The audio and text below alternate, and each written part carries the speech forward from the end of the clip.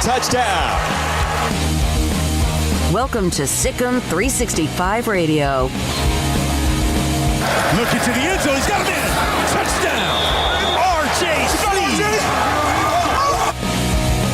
Sikkim 365 Radio is presented by IdealMRI.com. High-quality MRIs for $497 or less. IdealMRI.com. Your health is important, so is your budget. As a true freshman quarterback now sensing pressure off the edge. They come after him, and smartly he gets it to Etienne. And off to the end zone goes Travis Etienne. The 3 o'clock hour is sponsored by Waco Custom Marketplace. Meats, sweets, Texas treats, and a cut above the rest. 425 Lake Air Drive, Waco. Here's Elliott. He will get it. Touchdown Dallas as Elliott fought for it and has his 6th of the year. Here's Paul Catalina and Craig Smoak. Welcome into Sikkim 365 Radio on 365 Sports. To those of you watching on YouTube or listening on the app or wherever you are finding us, thank you for tuning into the show. Paul Catalina, Craig Smoak, Armstrong Jack, and Bump behind the scenes. Lots to get to on the show today. Lots of guests. Totally and completely loaded, which is how we like it. Here on the show today, lots to get into. We'll talk some more conference realignment. Zach Miller, running back with Zach, is joining us. We wrote a really interesting article about TV viewership. He'll be at 3:30. 3:45, we talk a little betting with Barry Barger from BetUS. Grayson Grunhafer, Sikkim365.com, joins us to 4. Dan Sorensen, UteZone.com, joins us to talk Charlie Brewer at 4:30. Lawton Swan to cover Clemson at 5 o'clock, John Machota at 5:30, and the top 5 at 5:55, one that I think Craig will really enjoy this afternoon. Craig, it's Friday. A lot going on in the college sports world, which we'll get to. But first of all, did you see any of the Field of Dreams game last night? Yeah, I saw parts of it. Yeah, it was Major League Baseball and normally we wouldn't lead off the show with Major League Baseball, but Major League Baseball gets very few things right lately. I mean, they seem to, pun intended, swing and miss at many, many, many different things. But this is one thing they did totally right, and it was absolutely awesome. It was a great game. It was a great venue. It was very cool. Kevin Costner being there and telling stories about the movie during the game, I thought it was just great. I enjoyed it thoroughly. Yeah, I mean, again, I didn't see much of it. I saw parts of it, so you'd be better to describe, like, the festivities. I mean, I saw the big pyro, and then, of course, it's Twitter, so people have to worry about, like, the one thing that could go wrong. So, like, the first comment I saw was, oh, my God, I can't be safe in the cornfields. It's like, I swear to God, like, social media, man, it's just the absolute worst clown show of all time. But, I mean, outside of that, yeah, it was a cool look. I mean, the uniforms look cool out there. Michael Kopech was dealing, and he's an East Texas guy like I am. That's a guy who's a good friend of Patrick Mahomes. They trained at APEC together, and he was out there dealing. So I saw, bits and pieces, and I had some other things I was doing, so I couldn't catch all of it. But from what I could tell, I mean, between Costner and the scenery, and the players seemed to be really into it. It seemed like it was a really great event, and yeah, it's something that Major League Baseball could afford to do more often to create some interest, because the old habits of just going about your business, just the same old 162 and not really ever changing anything up. I mean, I think that's been part of baseball's problem for a long time. So it's cool to see them do things like this. Yeah, I think it's great. And look, a home run, like there were a ton of home runs last night, including the whole ninth inning was fantastic. The Yankees were down. Oh, it was then a great they went ending. up, and then the White Sox, Tim Anderson, who is the swaggiest player maybe in all of sports. Tim Anderson, the White Sox shortstop. He has got some swagger to him, absolutely. And so it was a great game, and there's just something to me about watching a home run land in the corn. I thought that was really, really cool. And then rather than like some gaudy Marlin statue or like some hot tub or it was great. Field of Dreams is a movie that means a lot to me. It was a favorite of mine and my father's, and then especially since I lost my dad a few years ago, and so it's a movie that even when he was alive I got misty, and like so. But it is, and so it's such a great movie, and it's such a great message, and it was very well done. And to hear Kevin Costner tell stories about it to me was really cool. So I hope that a lot of you got to see that last night. I loved the fact that White Sox were wearing the uniforms that they were wearing, the old Shoeless Joe uniforms, like in the movie.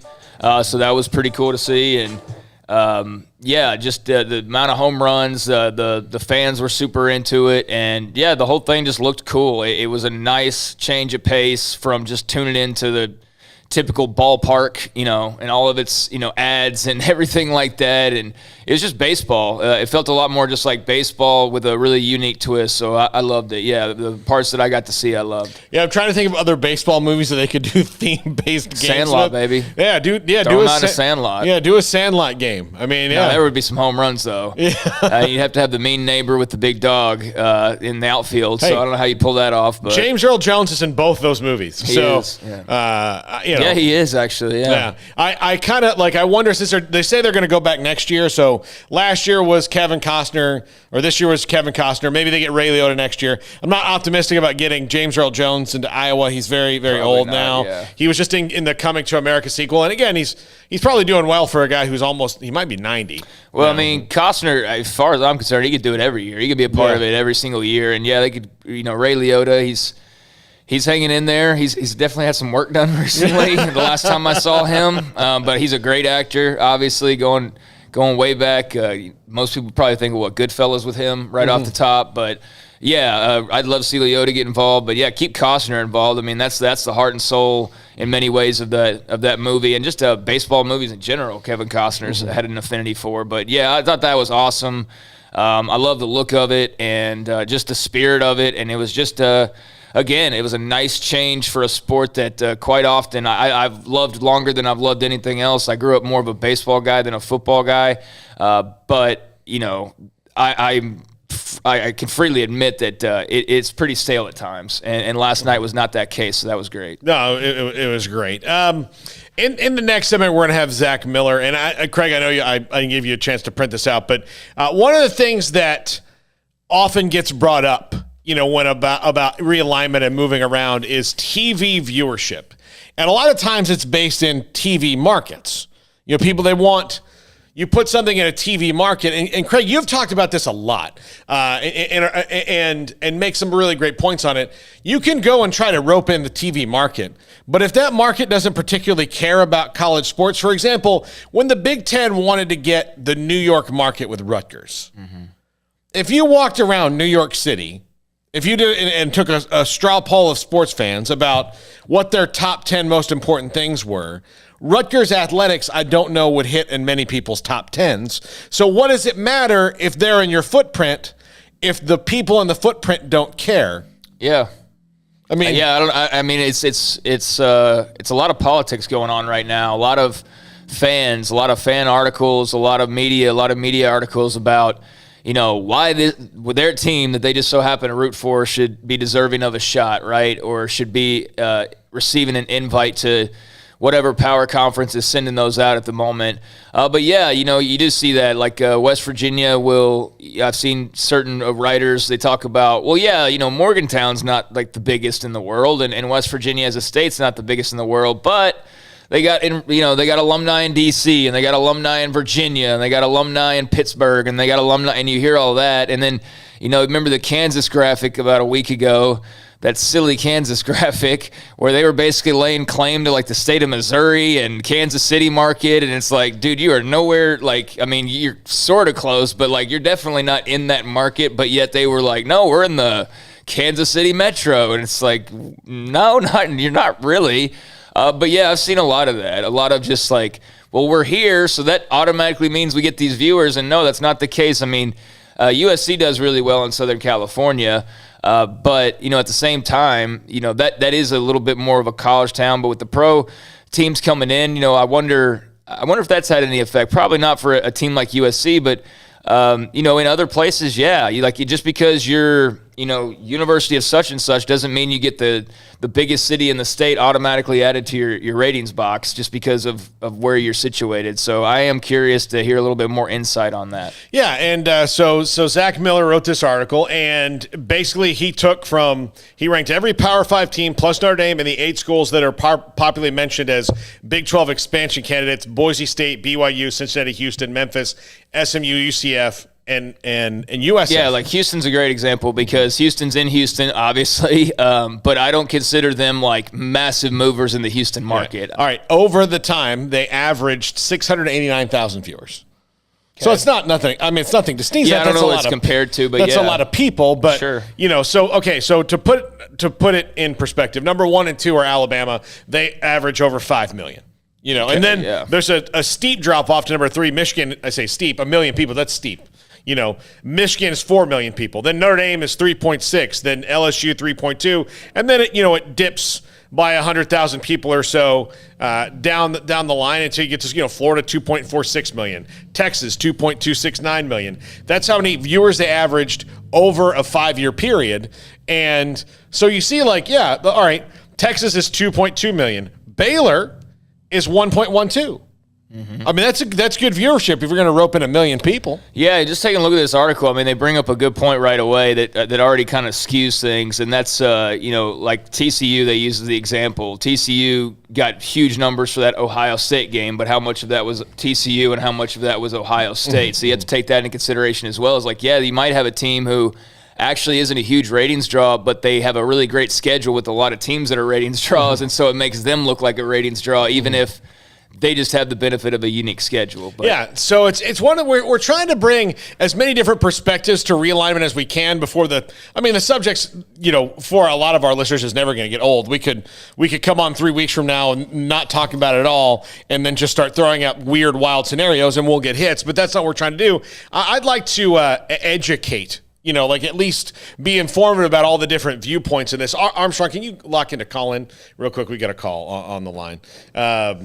But yeah, I mean, there are so many different parts of it that I think that maybe we as sports fans don't completely understand or get or think about. And this was a really interesting article about that. And look, if you're talking about getting the top 64 television viewed teams in a 64 team conference, then many of the teams in the Big 12 that you're you're kind of thinking are also Rams. Well, they're in the top 64, so yeah. And for Baylor listeners out there, because I mean that's our day ones, quite frankly. They were 35th, 1.12 million average viewers. That's more than South Carolina, who is like the cutoff of a million or under a million. South Carolina at 36 had 1.07, and then under them 37 and beyond is all teams who averaged a million or less, and that's Texas Tech.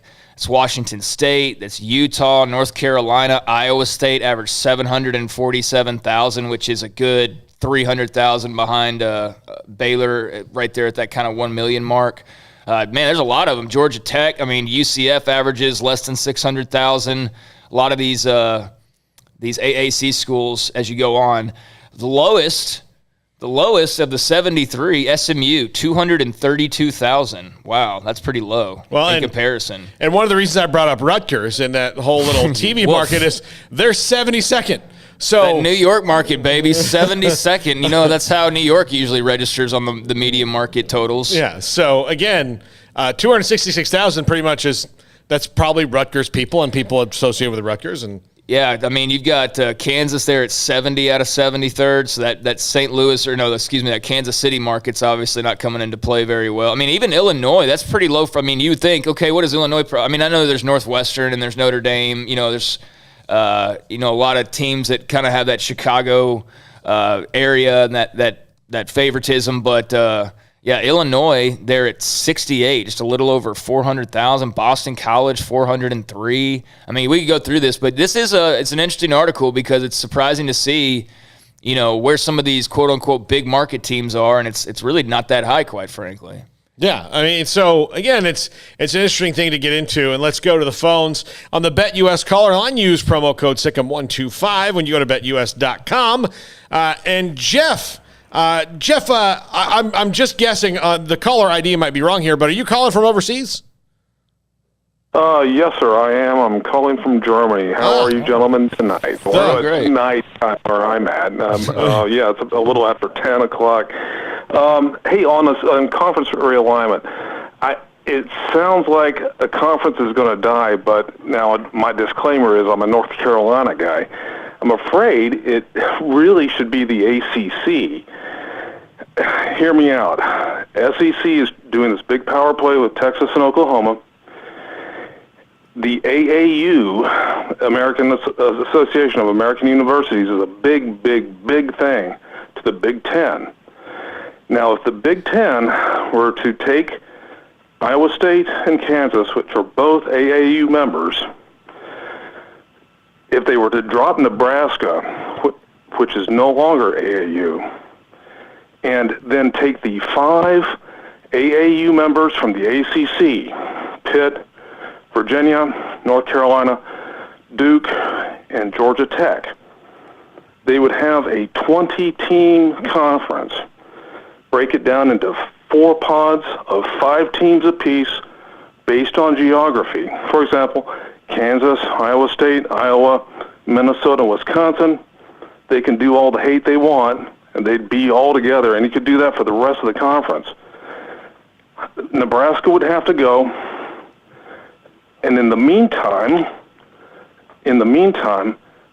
4 ACC teams, Clemson, Florida State, Miami, and Virginia Tech, could go to the SEC.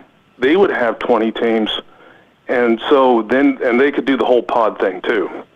But that way, and the final picture, part of the picture is this: the remainder of the ACC with Nebraska could go to the Big 12. That would give the Big 12 12 teams and a kind of big market share. What do you think? Oh, okay, I'll tell you, as far as a wide-ranging realignment plans we've heard, that's as in-depth as we've heard, and certainly appreciate your call from Germany. Yeah, I mean, if we're going to shake things up, why not shake them all up? I mean, yeah.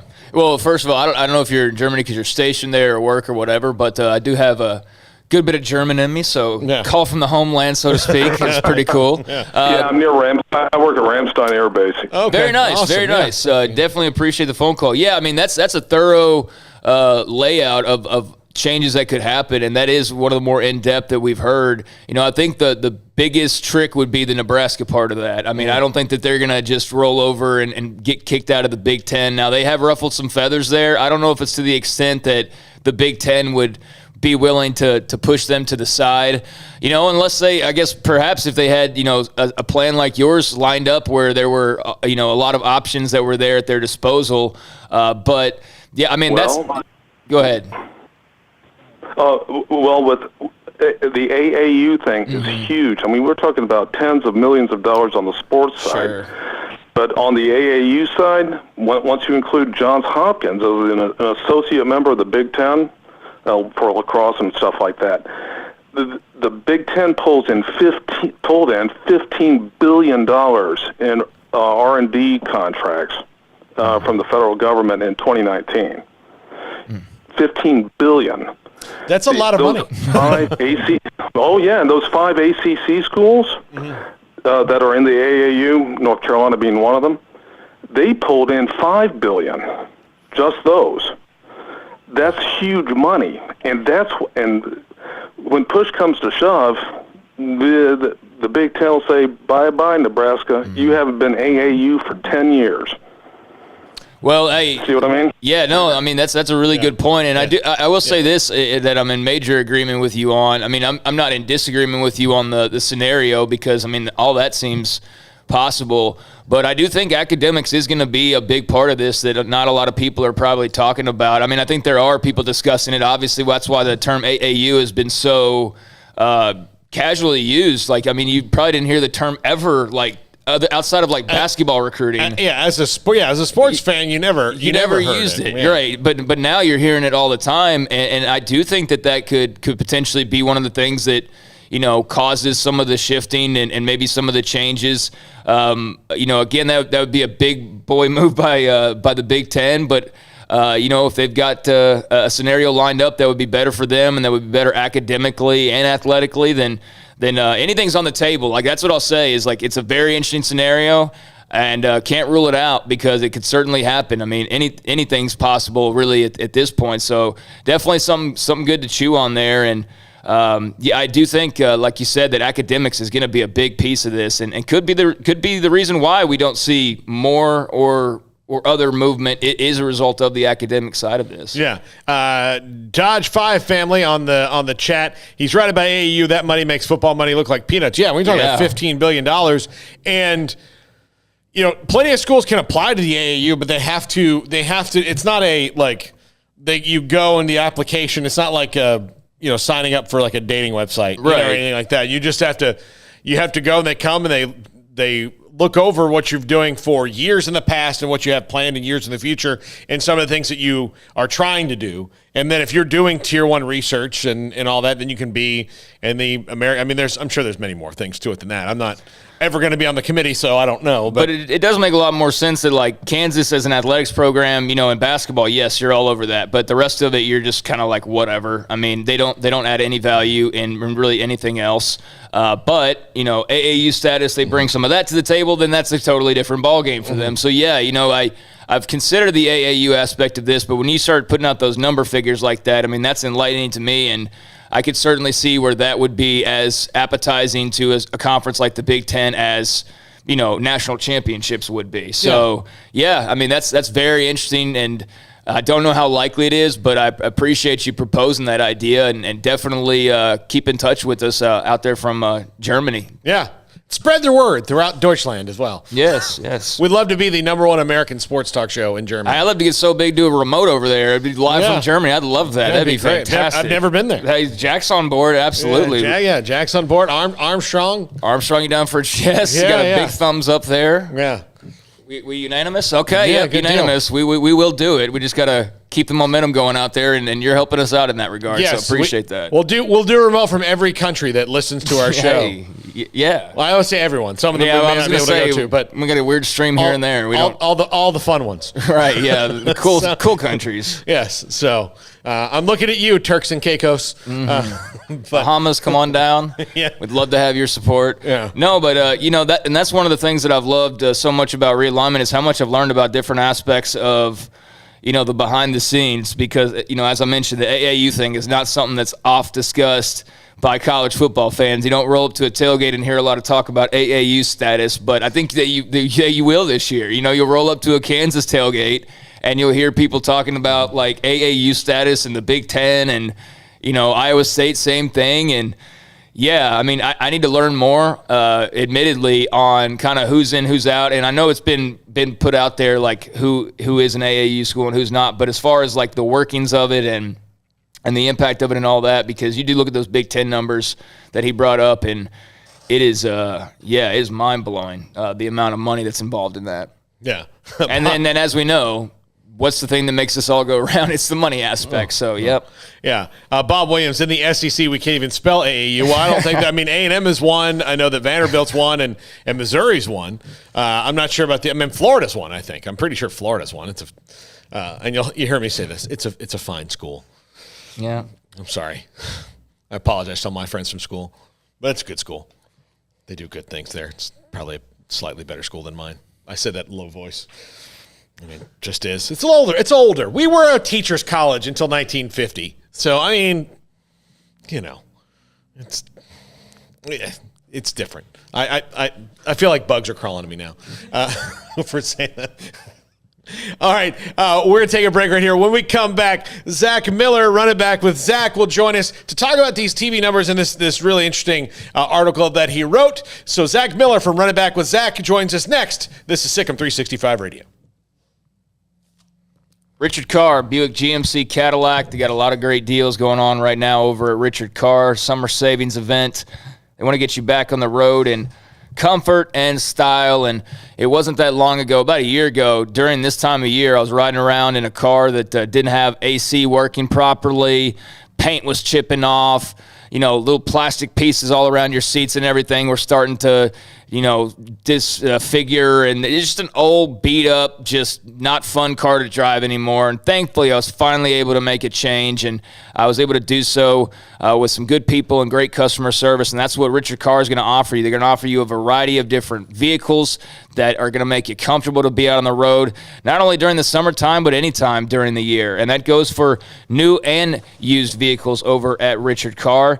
First things first, they've got the line of Cadillacs. If you want to start at the top of the line, how about some advanced technology? How about some exceptional agility? How about some responsive power? You can get all of that combined in the Cadillac models. It'll bring a smile to your face on every drive. And at Richard Carr Cadillac, they'll find the right model for you, whether it's a smooth and powerful CT4 sedan starting at only $33,395, or perhaps it's the XT4, XT5, or XT6 lineup of SUVs in the style and size to fit your lifestyle. You can also get back on the road with luxury, space, and safety in the Buick models. Right now, well-qualified buyers get 0% financing for 72 months on most 2021 Buick SUVs. And as I mentioned at the top, they've got a ton of premium pre-owned cars and trucks, all of them priced to move during the summer savings event. And each pre-owned vehicle goes through a 172-point inspection before it ever hits the parking lot. With dozens of lenders, Richard Carr says yes when others say no, and 100% credit approval is always the goal. And Richard Carr, for those of you here in the Waco area, certainly not for our last caller, it's not going to be his hometown dealership, but if you're in Central Texas, it is your hometown dealership. You give them a chance to earn your business with great prices, free oil changes on new cars and trucks, and superior service after the sale. And come by and take a test drive, or you can set it up to where they can bring the test drive to you, to your workplace, to your home, to where you teach, what have you. It's a summer savings event going on all month at Richard Carr, and they are owned, operated, and run by loyal and proud Baylor Bears. Since its inception, Pickup Outfitters has remained politically neutral. We love trucks of every persuasion, not just red and blue ones. But people keep asking us where we stand, and for this one time, we're going to break our neutrality. We oppose any government intervention or legislation to end truck nudity. We believe in the American right to drive nude vehicles. We think it's disgusting, we fight it every place we can, and we want to end it, but we want to end it the right way, peaceably. Therefore, we call on Congress and President Biden to respect the rights of truck owners. Our founding fathers didn't own a truck, but if they did, I bet they would have put a bed cover and running boards on their truck. The right to keep and bear your truck the way you want is fundamental to the fabric of this nation, and we believe in that right. So we urge you to come and take it at Pickup Outfitters, 220 Lake Air Drive in Waco. On the web at createacommotion.com. At Ideal MRI, we feel blessed to be a part of the Waco community. We're a small family business right here in Central Texas, and our goal is to bring down the cost of healthcare while maintaining high quality. At times like this, the cost of healthcare has never been more important, and unfortunately, significant illnesses and injuries still occur. That's why Ideal MRI is open and here to serve you through the difficult time. We offer premium MRIs just like a hospital with state-of-the-art technology and specialists, but you'll pay less. Sometimes thousands of dollars less, whether you're using insurance or not. At Ideal MRI, we accept most insurance and there are no hidden costs. Even offering financing if that's needed, everything included in the price, and you'll not get something as a surprise in the mail later on. If you need an MRI, ask your doctor about Ideal MRI. They'll know. You can schedule an appointment safely from home online in minutes at idealmri.com or give us a call, 833-IDEAL-MRI, idealmri.com. Life is back on, sports bettors, and BetUS has your NBA, NHL, Major League Baseball, UFC, PGA, and yes, NFL betting lines up for their 27th year and live betting on all of it. Log into BetUS.com or call 800-792-3887. That's 800-79-BETUS. BetUS for 125% bonuses with promo code SICK'EM125. Customer service pros are ready to get your phone, social, and online sports betting kickoff started now. Play with the proven mainstay in the industry. BetUS. You bet, you win, you get paid. BetUS.com. Use promo code SICK'EM125.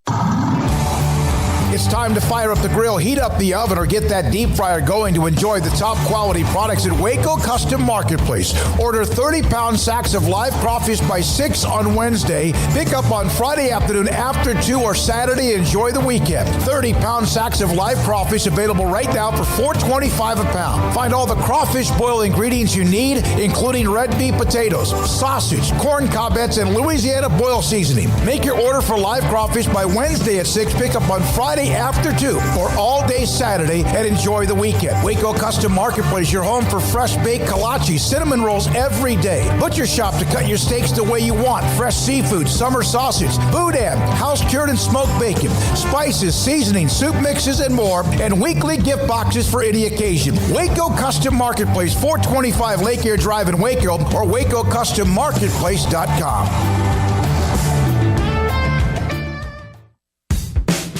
Welcome back to Sikkim 365 Radio. The Sikkim 365 Radio Live Guest VIP Hotline is sponsored by Stonewood Dental. We are all in this together. Welcome back to Sikkim 365 Radio on 365 Sports. Just got a call from Germany. Pretty fired up about that. Going worldwide here. But we bring in Zach Miller. Run It Back with Zach is his blog. And Zach, this morning, Colt Barber, one of our chief cooks and bottle washers here, sent us this article that you wrote about TV viewership, where you really broke it down, not by television market, but by which teams get the most eyes on TV. First of all, I got to know, how long did this take to compile this data? And second of all, what made you look to that deeper level when coming to TV viewership and conference realignment? Sure. I'd say it probably took me 8 or 9 hours. I had to log every game I did from 2015 to 2019. So 5 years worth of nationally televised games. It was over 1,500 games. It took me a long time punching them all into a spreadsheet. Then I had to do some math, average everything out. And then write the article. So it was definitely time consuming. And what made me do it was actually a couple of weeks ago, I'd written another article where I was trying to kind of quantify which schools have the biggest fan base and which schools might be the most appealing to, to TV networks. And I did not include TV viewership for a few reasons that, I just don't find it to be the best metric. And that's explained in my article. But I had a lot of fans reach out to me and say, this is all about TV. Why don't you have TV numbers? Particularly Cincinnati fans, I think, thought that for some reason, including TV numbers would really improve their ranking. So, I don't think that this is the best way to look at and determine which schools are the most valuable in this conference realignment round, but it's certainly interesting to look at. And I was curious too to see how things would turn out. So I put it all together. So what were some of the caveats, Zach, that you had to include? I mean, I read the article, but it's not as simple as like you said, there's certain numbers that are included or not included, but I think the TCU example was a good one of they played Ohio State. There was a massive number for that, but that doesn't necessarily equate to TCU pulling in those numbers, correct? Right. Yeah, that's probably the biggest reason I don't like using these numbers, because there's no real way to say, okay, this game had a really good number. Which team is this because of? Is it because of the matchup? Is it because of one or the other? And I did use TCU as an example because their most viewed game of that time span by far was the game against Ohio State, like you referenced, over 7 million viewers. That's just, my thought is you could probably plug in another team besides TCU, like a Baylor or a Texas Tech, and probably get the same number. Another example, because I've had some Cincinnati fans on me, was Cincinnati and Ohio State played and got 2.6 million, I think it was. Now, the week before, Ohio State played Florida Atlantic and got 2.2 million. So, when I look at that, I don't necessarily say, wow, that number is all because of Cincinnati. I think that's probably mostly because of Ohio State. When you break these down, if it was 16 team super conferences and 64, the top 64 wouldn't really look all too terribly different, would it, Zach? No, it wouldn't. I have it pulled up over here. It looks like the teams that would get in that aren't part of one of the power conferences right now would be UCF and Memphis, Houston, which had some big games during that span. And, I did take Army and Navy out of the rankings. They did score very high, mainly because they have their annual rivalry game, which is the only game on that week that a ton of people are watching. So, if you wanted to include them in there, they'd be in the top 64 too. But, I got to say, I hear a lot of people talking about the 16 team conferences. I'm not sure it's going to go that way. I don't think there's any reason conferences are going to stop at 16. I don't necessarily know that the Pac-12 or Big Ten wants to go to 16 right now. But, it's certainly fun to think about. It would certainly make for a nice, clean playoff if we actually did it that way. Absolutely. And, yeah, man, it's crazy. There's every scenario under the sun right now, right, is being thrown out there by some college football fan or another. I mean, it's been unbelievable to kind of watch. You mentioned some of those American programs and kind of where they rank. I mean, the very bottom of your list is another American program in SMU, but did anything stand out to you about those brands and maybe lead you to thinking like, you know what, they actually have a pretty good case for why they should be included here? Yeah, from doing the rankings that I had done a couple weeks ago and then doing these rankings, SMU finished dead last both times, which does kind of surprise me, with SMU being in that Dallas market. Obviously, there's a lot of history with that program, good and bad. So I had expected to see a better number from SMU, but after seeing all these numbers, it's really hard to pinpoint a reason that a conference like the Big 12 would want to bring SMU in. Right. It does seem like Houston could definitely be a viable team if they want to add another team from Texas. And then, as you're looking at other candidates, if we're just talking about the Big 12, to me, the biggest one is BYU. Obviously has a big fan base, kind of national. Let's see, they landed, looks like 46 in the TV viewership. And that was from some years too that they didn't have a great team. So, you figure that, if they want to deal with the logistic problems that BYU might bring for other sports, BYU seems like a good addition. And then I think you have UCF, Memphis, Boise State, Cincinnati, all kind of in the same ballpark. But it does go to show you, doesn't it, the SMU thing, that like just because you're in that big city doesn't mean you're getting those big city numbers. And we're hearing a lot of that. I brought up the Kansas graphic from a week ago. They're like, hey, we're basically in Kansas City, so we get those TV numbers, and then, right. There's always that attachment that people are trying to make as far as the markets. But, yeah, just because you're somewhere doesn't mean you're pulling those eyeballs in is basically one thing you can take away from this. Yeah, absolutely. I mean, in the Dallas area, just because SMU is there, I would think Texas is probably the most popular team in that market. Oklahoma, Texas A&M. You're also competing with TCU, Baylor. So just because it's a big market doesn't necessarily mean that your team has a big foothold in that market. Right. What do you think would be the most attractive things to conferences looking to expand? I mean, Oklahoma and Texas are off the board.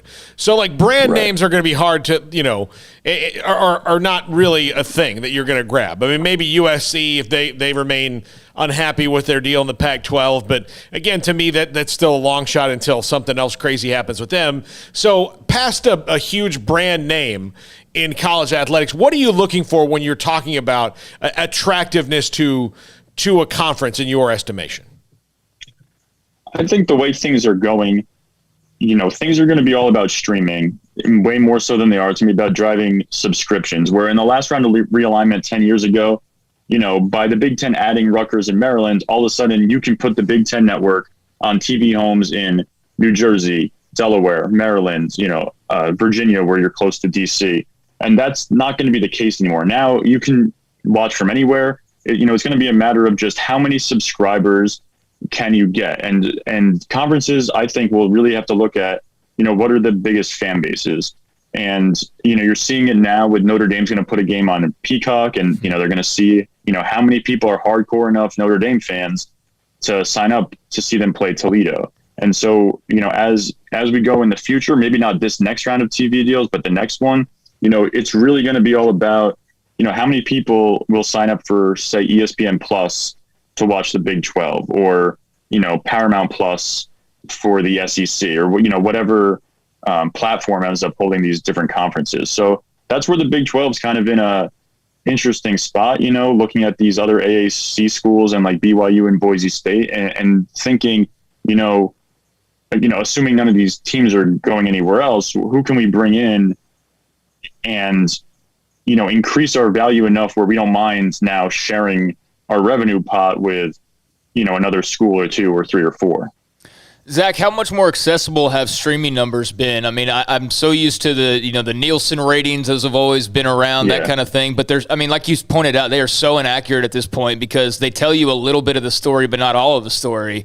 So where are we in terms of being able to properly evaluate the streaming numbers, who's watching what, when, where, why, and all that? Yeah, I think that's going to get better. I mean, right now, people streaming games on ESPN Plus, they might also be games that are on ESPNU or ESPN2 or ESPN. And I've seen where I got most of these numbers was from Sports Media Watch, which does a good job of keeping track of this stuff. And for a lot of games, they would have the TV number and then underneath it a number in parentheses if you included streaming. And then there were other times where it was kind of, you had your TV number somewhere and then the game was showing up again with a streaming number later on. But it's very inconsistent. It's hit or miss, which is another reason that looking at TV ratings or viewership numbers can be tough, because you're schools that are playing more games on streaming, you're probably not counting a lot of that stuff. But I do think that'll definitely get better as more and more games go behind. I mean, it should be very easy for these companies to see how many people are viewing, and they'll I would think would want to put that information out there, especially if it's good. Like, I expect that we'll know after that Notre Dame Toledo game how many people watched on Peacock within a week or two to see how that did.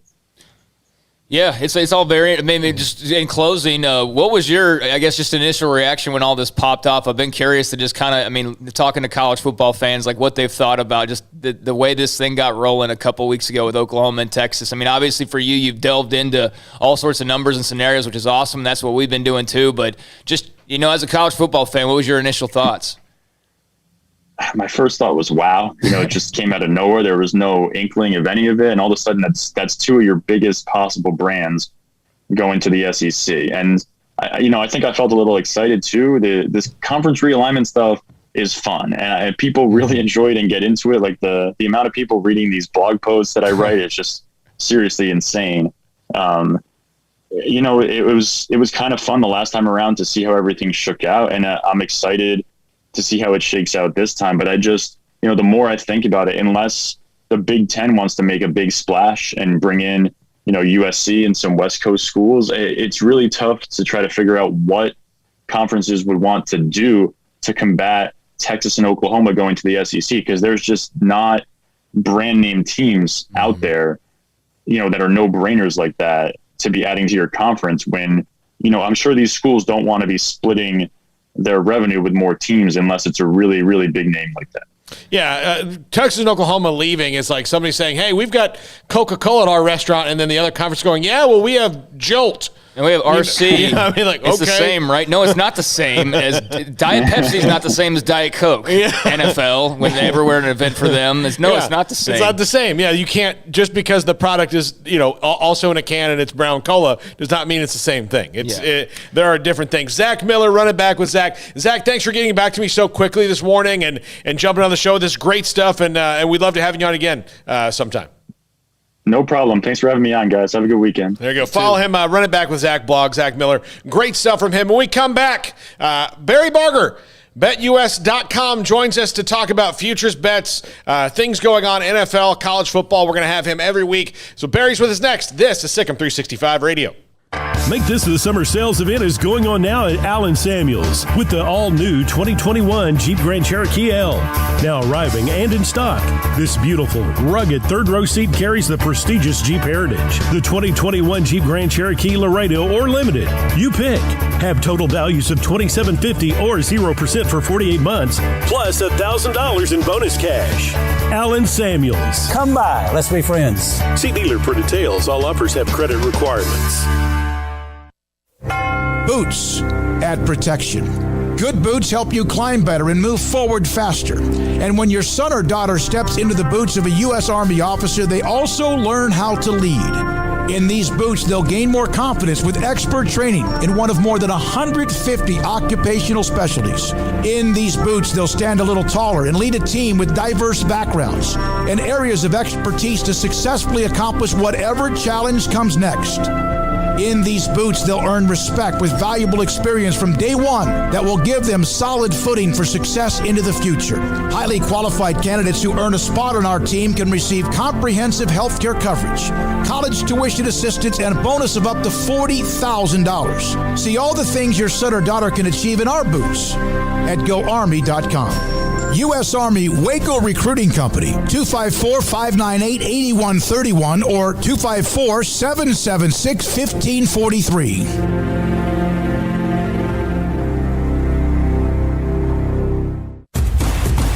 Hey, this is Bryce Petty, former starting quarterback and two-time Big 12 champion, and I know firsthand the importance of being in top shape both on and off the field. So listen up, men. If you're feeling beat down day in and day out and looking for that high-performance edge that separates the men from the boys, then look no further than the Petty Clinic Low T in Waco. Petty Clinic is a comprehensive men's healthcare clinic with an atmosphere catering to men. Board-certified Dr. Kent Petty has a special interest in offering the highest quality medical care to men of all ages. Some of the services offered include screening and treatment for low testosterone or thyroid, infertility, high blood pressure, diabetes, high cholesterol, sleep apnea, while offering comprehensive wellness exams and complete men's health lab panels. High performance men, remember, it's not just a Petty thing. This is Bryce Petty, encouraging you to reach out and Google search Petty Clinic Low T or go to pettycliniclowt.com and get your complimentary lab screening today.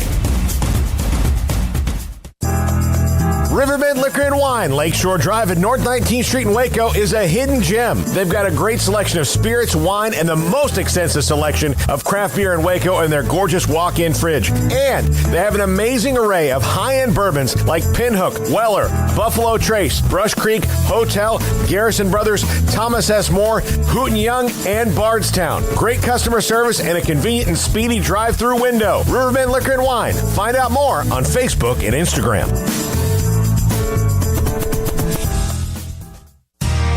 How did Edward Jones become one of the biggest financial service companies in the world?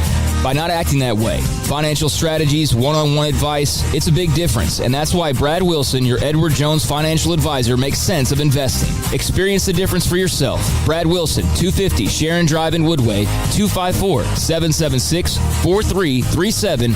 Edward Jones, member SIPC. Welcome back to Sikkim 365 Radio. Have you subscribed to our YouTube channel? Do it today by searching Sikkim 365 on YouTube. Welcome back to Sikkim 365 Radio, 365 Sports. As you see behind me, one of our newest and most fantastic sponsors, BetUS.com.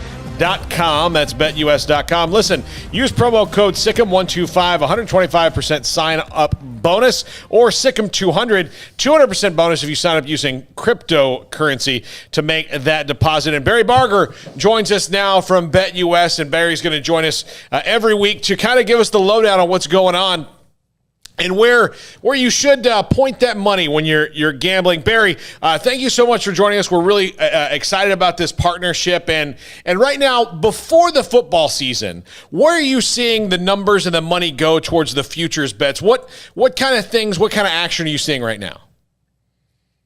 Well, here's the thing. That's a great question. Not planned, but this is a huge one because everybody's on Alabama, of course, for the national championship.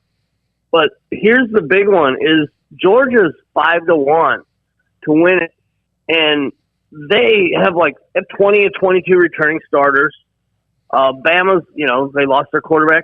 Half the teams. I mean, you had Clemson lose Trevor Lawrence. You had Ohio State. I mean, so this is a big opening for Georgia, who basically their team's been right there almost every year. And this is a chance to maybe catch Alabama slipping. I mean, it's going to be a defensive year for Alabama, and I say slipping, I say a possibility because obviously they just slide them right in there. They have the number one recruiting class every year, but Georgia has more 5-stars in the last 3 years than anybody, 5-star recruits. And this is it's just that little gap that Alabama lost, I think, 7 starters on offense, I believe. They lost Heisman winner, they lost quarterback, and they lost. So they actually, of course, they have backups that are probably almost as good, but Georgia, they've been playing together. There's something to be said about playing with the same teammates in an almost championship way and getting another year experience. Plus, Georgia's defense is pretty damn good too. I mean, Alabama's going to probably rule D, but was that what you looked for? Yeah, that was the thing that came to mind. Yeah.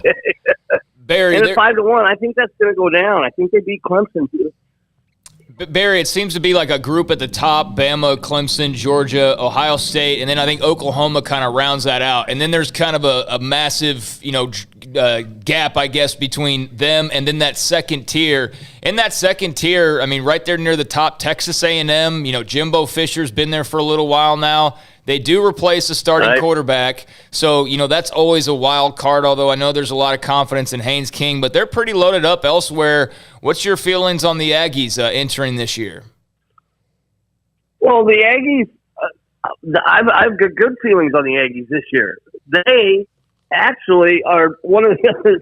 This is bizarre because these are the two teams that I've been looking at, because at 28-1 to win the BCS national championship, I think that's what they are now, 28-1, or to the NCAA. And these guys, A&M, you sure can't count out because, first of all, with their defense and their offense, and they need some improvements, I've got to admit.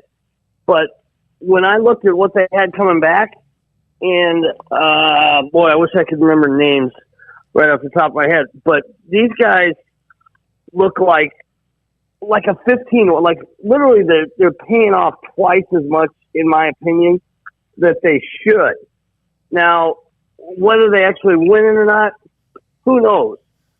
But you've also got you've got a lot of things you can make money on here too, because you've got over and under on wins this season.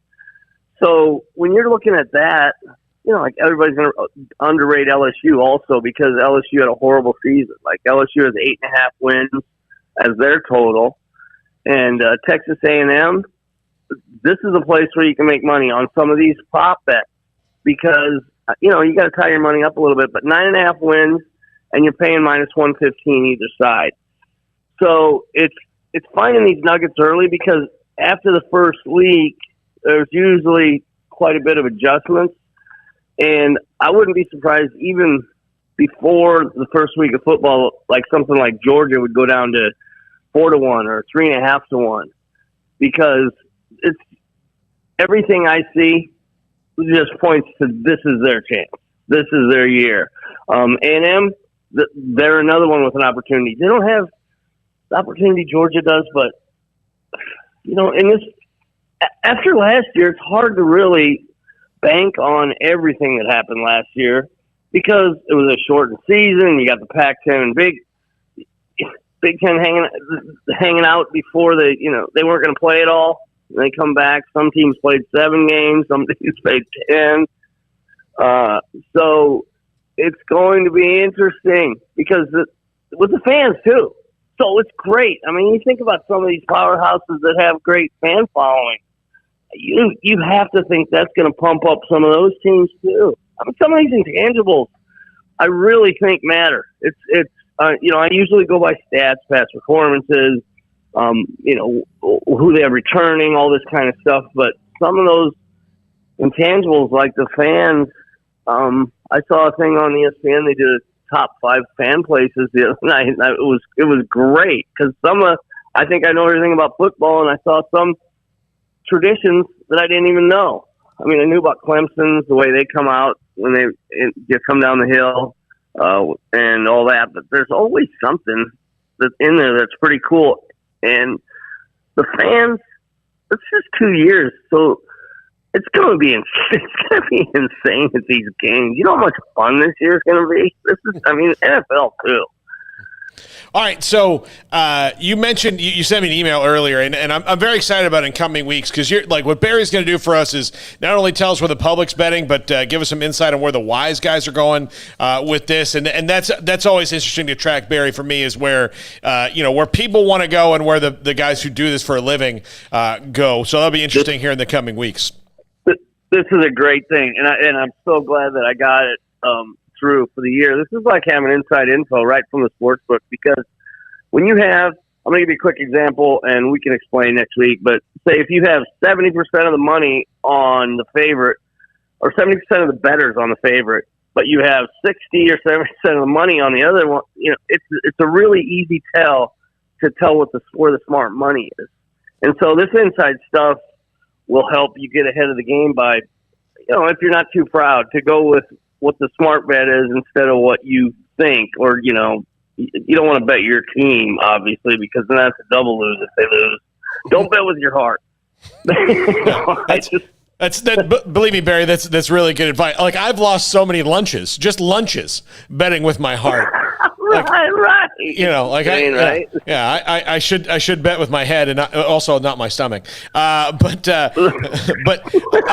you mentioned Baylor right now is a 40-1 odd to win the Big 12 championship. Is that a good bet for someone to make? I mean, again, not knowing, especially we cover Baylor. There's a lot we don't even know about them yet because there's so many new factors at play.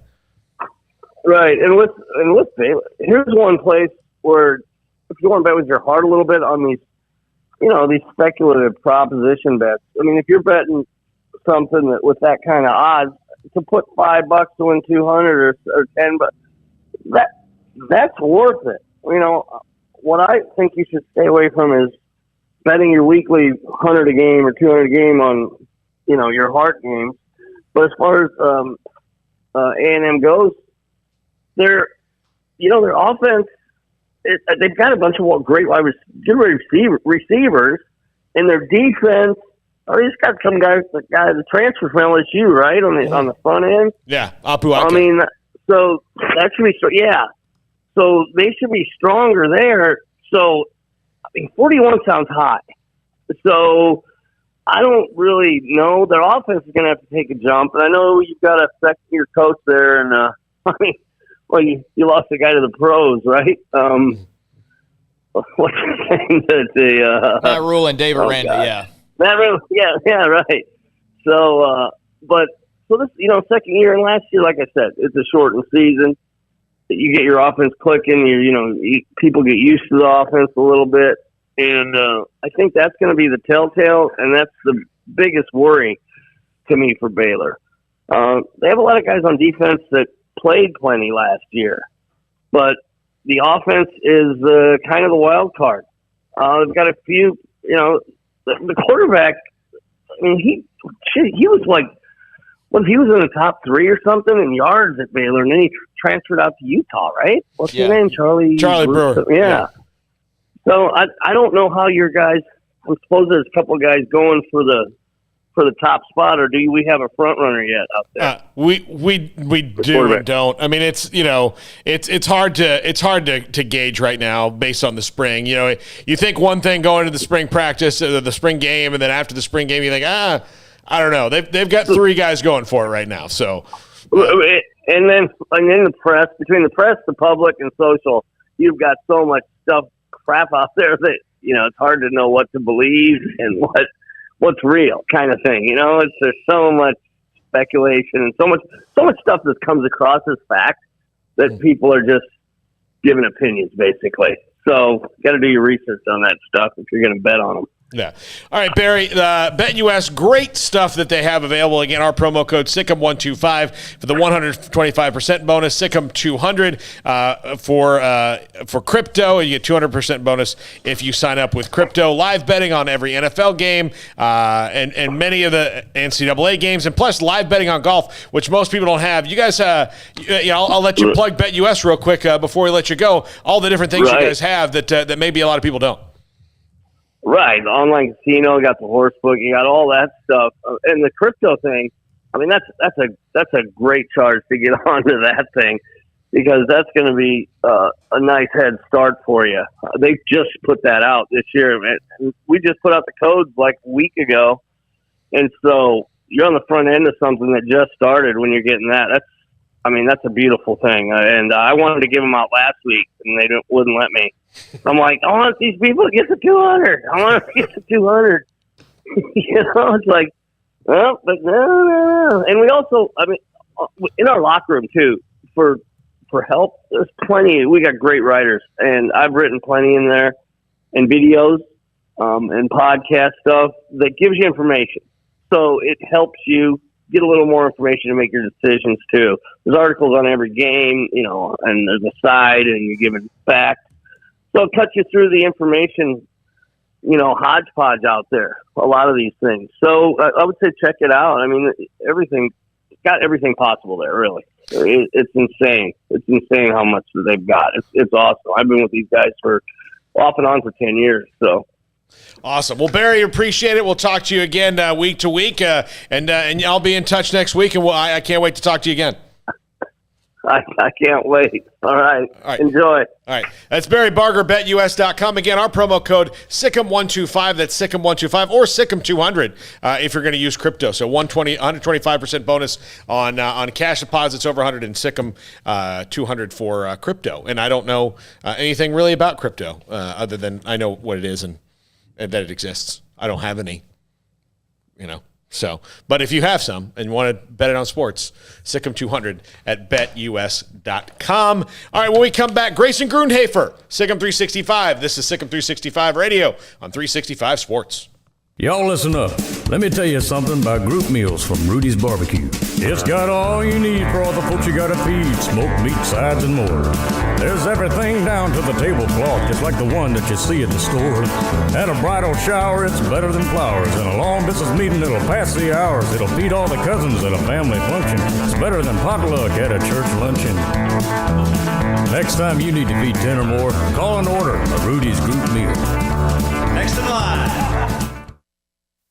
Hi, Mark Stewart here with Bird Colgin Ford. Score big with Midway Football and Ford trucks. It's time to catch football fever and find the perfect Ford truck for your next tailgating party. The Ford F-150 has been America's #1 selling truck for 44 years, and Bird Colgin Ford has the perfect truck for you to drive to your next football game. Enjoy the game. Enjoy the ride. Enjoy the many truck choices at Bird Colgin Ford. Visit us anytime at bkford.com, making buying your next Ford simple at BK Ford. Do you or your kids get nervous about going to the dentist? Stonewood Dental, Dr. Steve Childress, he can help. I've spent a career taking care of patients who as children had bad experiences, and now they're adults that hate going to the dentist. If I get a kid at 3 years old and they come every 6 months and it's a happy experience, it's normal for them. Now they have an accident at 6 or 7 or 8 at school. Now they have a broken tooth or a trauma, and they have to come here They're used to lights. They're used to water in their mouth. They're used to experience. They already trust us. It's amazing what we can do with that kid without it being a negative thing. But if I see a 6 or 7 or 8 year old that's never been to the dentist, and now they have a trauma or an unfortunate unexpected toothache, it's harder to do that for that kid and it not be somewhat of a negative experience. So bottom line is I try to teach kids and adults and teenagers and everybody the way I'd want my family treated, which is where it's a necessary part of life. You just take care of it. It doesn't have to be that big a deal. Learn more, stonewood-dental.com. With so many companies and policies out there, it gets so confusing shopping for insurance, and I never know if I'm getting the policy that's right for me. Luckily, I met the team at the Niche Group Insurance Agency. With the Niche Group, you can go to one company and get access to coverage options from many insurance carriers, and you get to speak to a real person about your specific coverage needs. With the Niche Group, I know I'm getting the right coverage at the right price. If you need insurance, talk to the experts at the Niche Group at 1-800-258-8302.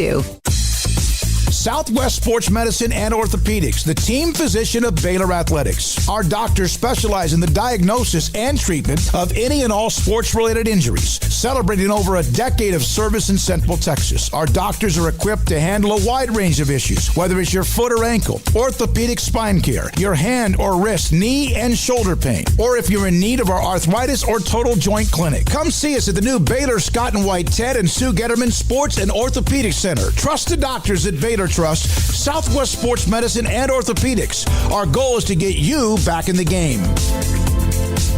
From the first workout to the last practice, sports is an incredible challenge. Hi, this is Dan Engel with the First National Bank of Central Texas, and we're proud to support each athlete, every parent, and our educators. From families, small businesses, to the biggest industry, we're here to help. With remarkable products like instant issue debit cards free at all of our banking centers, we've got banking ideas that fuel big dreams. The First National Bank of Central Texas. Familiar faces making local decisions. Member FDIC, Equal Housing Lender. Welcome back to Sikkim 365 Radio. It's time for our weekly segment with Grayson Grundhafer of Sikkim365.com. That one picked off, and it's a pick six by Jalen Petrie. Brought to you by Pioneer Steel and Pipe, where customer service is their main focus, and best in metal, steel, and pipe for large or small projects, with 2 locations in Waco and Bryan. Family owned and operated since 1943. Up tempo for Baylor. Ebner straight ahead. Johnson lassoed him from behind, but instead he pushes across for the Bears touchdown. The 4 o'clock hour is sponsored by Boozer's Jewelers, the wedding ring store, specializing in custom jewelry and repair, all in-house. Here's Paul Catalina and Craig Smoak. Welcome back into Sikkim 365 Radio on 365 Sports. Paul Catalina, Craig Smoak. David Smoak will be back on Monday. We're joined as we always are on Fridays. I'll be a little late because I didn't realize it was Friday. You guys ever do that where you don't think it's a certain day until halfway through the day? I've done that, but I very much have been feeling like this is Friday. I've been very much looking forward to Friday. Yeah, so, I've had this circle. I was operating as if this was Thursday all day until Grayson sent me a text and went, "Hey, man, how dare you forget about me? I'm a big star, and you don't do this to me," was how I read it in my head. But it was really, hey, what's going on, Paul? But Grayson Greenhaver, Sikkim365.com joins us now. And Grayson, practice is underway. It's been underway for a week. I don't think we'll have many answers on quarterback soon, but where do you think that the horses are running right now? Yeah, guys. So I actually posted something in the Fro today, which is fact, rumors, and opinions for those on the premium side. But it was basically kind of talking about how, in my view, and just kind of the sense that I'm getting from the sources that I've talked to, is that the earliest that I believe this quarterback battle will be finished would be August 23rd, which is actually the start date of the fall semester for Baylor students. And so that would come on the heels of 2 Saturday scrimmages, which are this weekend and next weekend. And I think those are going to be very telling as to kind of the direction that this Baylor football team is heading at the quarterback position. So for me right now, I think the information is kind of the same as the spring. I still feel like this is a, Jacob Zeno versus Gary Bohannon type competition. I know Blake Shapen is still in there, but it's just the feeling that I've been getting since the spring is that it's going to be one of those two, at least to start, at least out of the gate. And I still think that it is very much an open race. I think that both guys have shown a lot. They showed a lot in the spring, and now it's going to come down to who can run the offense the best. And I think these Saturday scrimmages are going to be huge for that. They're going to get tons of reps, tons of opportunities to show what they can do and what they can bring to the offense. And I think that's kind of what we're going to be waiting on. So I think we'll have a little more clarity after this weekend, and then possibly even more clarity after next weekend. But one thing is for sure, and Dave Aranda has mentioned this a few times, they want to have a quarterback established for that first game. They don't want to go into it with a rotating quarterback position. They want to give a guy a chance and stick with him. So, Grayson, there was a slightly large news story this week about Baylor and the NCAA. The investigation of 5 years has finally come to a close. A little bit of an impact in recruiting as far as visits. Your thoughts on what the NCAA ruled and what effect it has on the recruiting side of things, and what it means not only for how recruiting is affected in terms of visits and things like that, but obviously they don't have this hanging over their head anymore. So that alone has an impact in recruiting. Yeah, so I think that's the perfect place to start, is that, yes, there are some punishments on the recruiting side of things, but the fact that they don't have to deal with negative recruiting anymore is so massive. And people can undersell that all they want, but a lot of schools were using that against Baylor, saying that, just wait till the NCAA comes down on them for what happened. This isn't going to be the school that you're committing to 5 years from now or whatnot. Schools were doing that.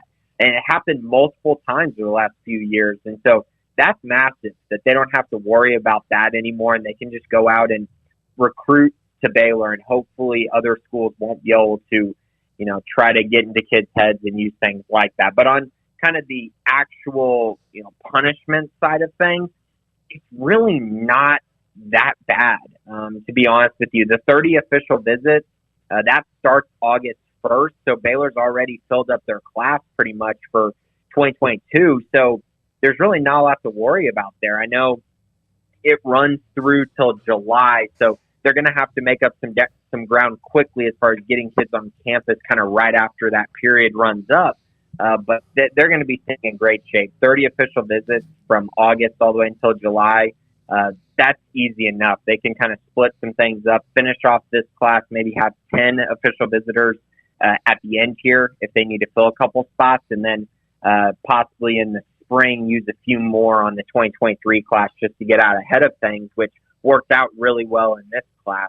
But obviously different circumstances because they kind of had to due to COVID. But other than that, I mean, the other punishments really aren't anything that are too worth noting. I mean, there's, a few communication periods that they're going to have to go silent for. But again, I don't think that it's really going to impact them. And at the end of the day, this is a major positive for the recruiting side of things. Yeah, Grayson, of the things that are going on, you mentioned that they're very minor, but they only can have 30 official visits. Is that going to set them behind any kind of 8 ball this year? See, that's the thing, Paul, is that they already have 20 commits in the class. And since it's the academic year, this runs out July of next year. So, I mean, yes, you could say that, they're going to be behind a little bit. Potentially if they want to take, if they want to have 40 guys on campus during the spring, but I don't think they were planning on doing that anyway. Now, we don't know that for sure because, again, this year was so weird because COVID ended and then schools just got in a hurry about trying to schedule official visits, whereas next year will be more of a normal year. So we'll get to see kind of what Dave Aranda and the staff want to do with those official visits. But at the end of the day, I mean, 30 official visits, that's only accounting for finishing up the 2022 class, which, again, they're at 20 commits. I don't expect them to take more than probably 3 or 4 more. So your official visits you're in pretty good shape there. So you use those 10 this year, and then starting in the spring when you're able to use it again, you can use some more visits in the spring to get to 30. I mean, they honestly could end up having 25 official visits open in the spring, which is plenty. And then once July is over, they're going to have the full amount that they can use to go out and finish off the 2023 class. And that's plenty of timing. Yeah, they're going to be just fine in that regard. So they did lose a member of the class, the 2021. What are we on right now, actually? 2022, right? They did lose a member of the 2022 class, Caleb Douglas. It didn't take long to figure out why he made that decision, because he turned around 24 hours later and committed to USC, who, of course, has a lot of Texas ties right now, Graham Harrell, et cetera, a lot of former Longhorns on that roster, Keontae Ingram. But, Grayson, when it comes to Baylor's class, do they look to replace him with another receiver, you think, or is that just a now open scholarship that could go a variety of different directions? Yeah, so I know, Craig, you and I have talked about this a few times, and currently with Caleb Douglas's decommitment, they only have one wide receiver in this class. For me, I was kind of thinking, okay, so even with Caleb Douglas, I think there's a chance they could take another wide receiver. But at this point, I mean, we have to remember, they took 5 wide receivers in the 2021 class. So one class ago, they took 5.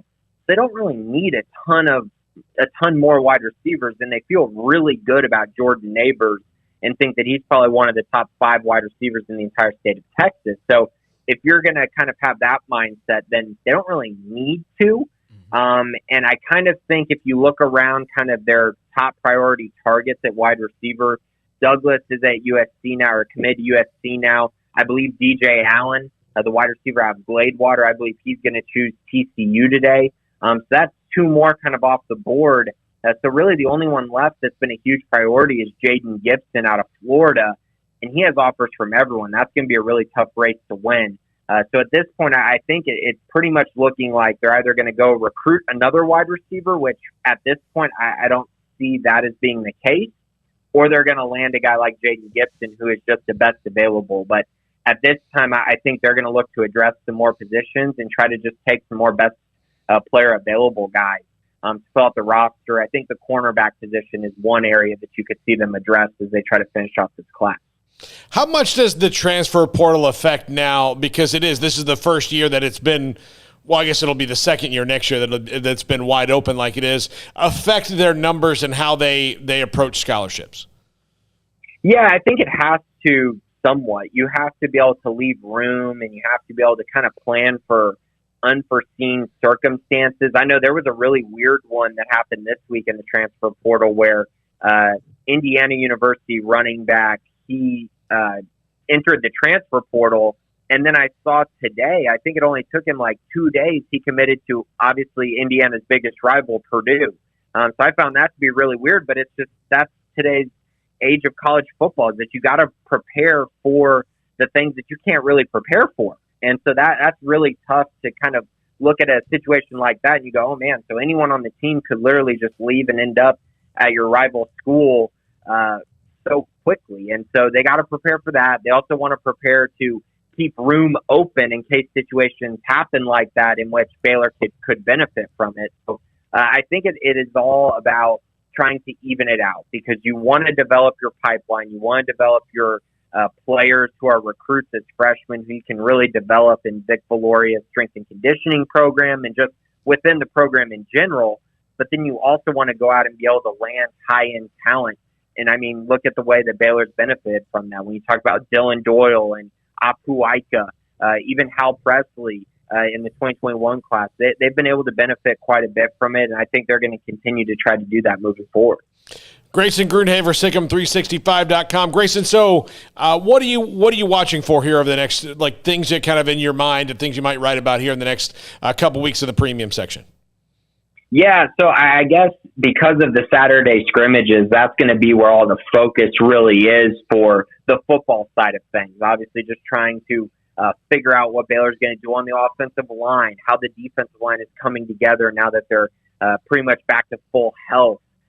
Is the defensive back position becoming deeper? Because that's been a huge question mark. And then obviously the quarterback position. So those are some of the things that obviously I'm going to be very focused on and plugged in with, and just trying to figure out, who could make a big impact. I know for me personally, trying to figure out the freshmen and the redshirt freshmen, the guys whose recruitments I followed, and just trying to see how they develop and kind of what their trajectory looks like is obviously a big deal as well for me. So that's kind of one area. And then the other area is obviously the recruiting side of things. I think kind of resetting the class is something that's coming up. I might do a little thing that I've done over the past couple of years where I do a little fantasy draft of recruits, kind of that Baylor, how Baylor views the recruits and how they would draft them, stuff like that, kind of a fake big board. And then also I know I have a top 100 that probably will drop at the end of the month that I'm trying to finish up on for 2022, and hopefully a top 50 or top 100 for the 2023 class as well. So a lot on the plate, but I'm really excited about it. I mean, football's almost here, so it's an exciting time for sure.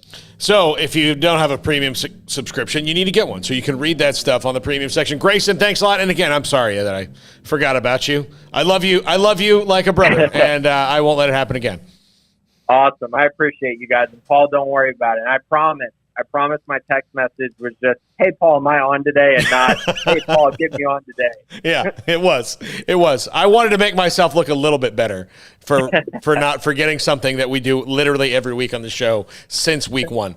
So save for your actual wedding. That was it. Like, that's the time. But, that's not going to happen again. So I don't have to worry about it. But Grayson Grute for Sikkim365.com with us. And I had one of those days, Craig. I think, I hope it is not an indicator of, like, me aging.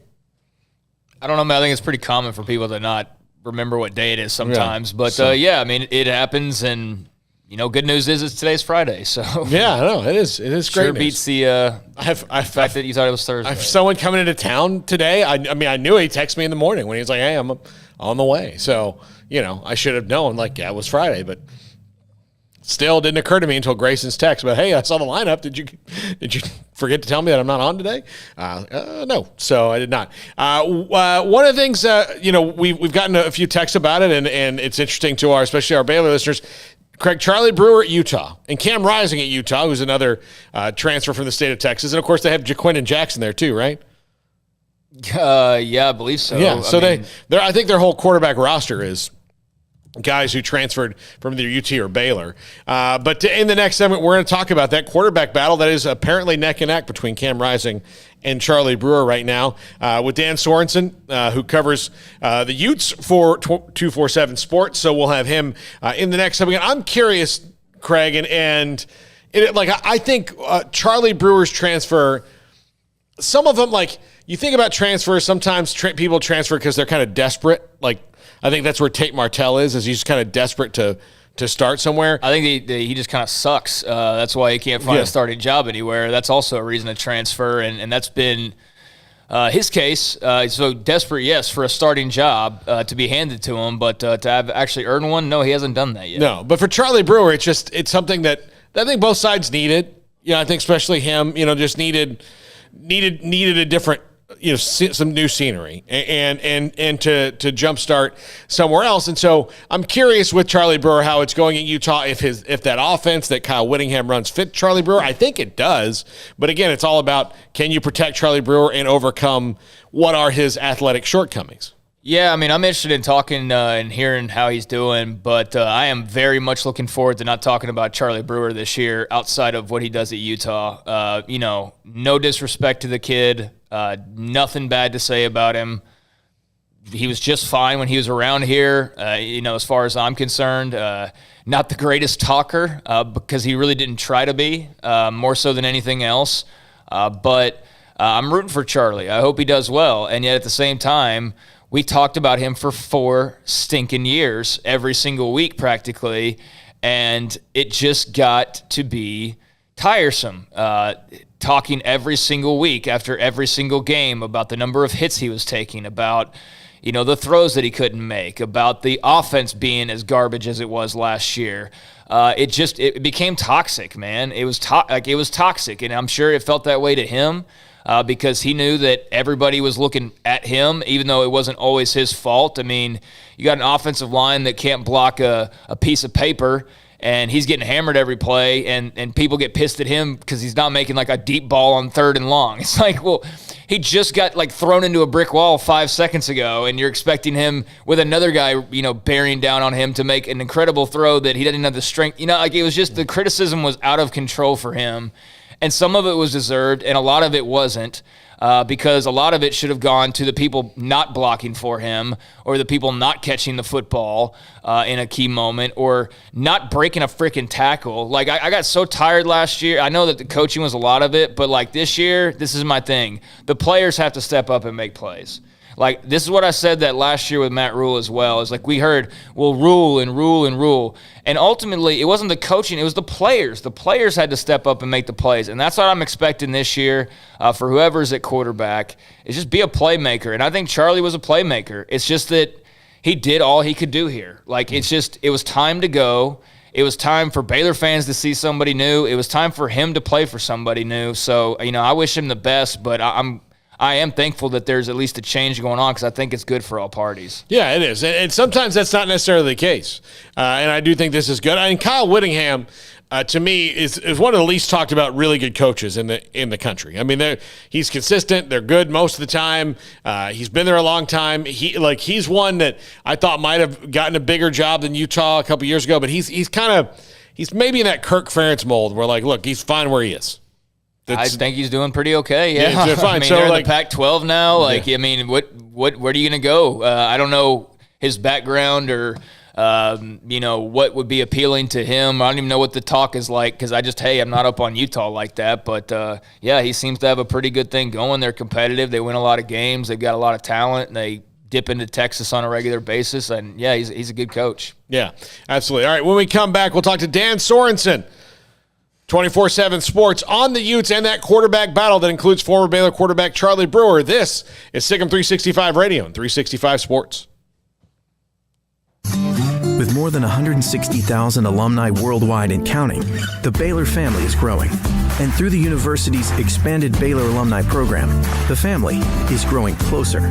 With hundreds of local volunteers planning events in cities and towns around the country, you can gather with fellow Bears no matter where you are. So, get connected, get something started, get involved, and make plans to get together with Baylor alumni.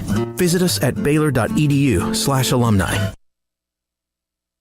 Boozers is the wedding ring store and more. If you're ready to get engaged or already married and want to upgrade your wife's ring for a special anniversary, Boozers is the place to go. With the largest selection of premier quality diamond engagement rings and wedding rings in Central Texas. They have 7 cases with over 300 styles of rings from top designers like Natalie Kay. Choose from yellow, white, or rose gold, plus beautiful top quality loose diamonds. With an in-house jewelry, they can also custom make anything you want. Bring in a picture or drawing and let Boozers create your one-of-a-kind pendant or ring. They can even use some of your old gold and diamond jewelry to create something new. At Boozers, you'll find a great selection of quality timepieces, and Boozers is the place for expert watch maintenance and repairs too. They specialize in expert Rolex watch repair for fine jewelry, watches, custom work, and more. Go to Boozers on Valley Mills and Lake Air Drive in Waco. Boozers, the wedding ring store and more.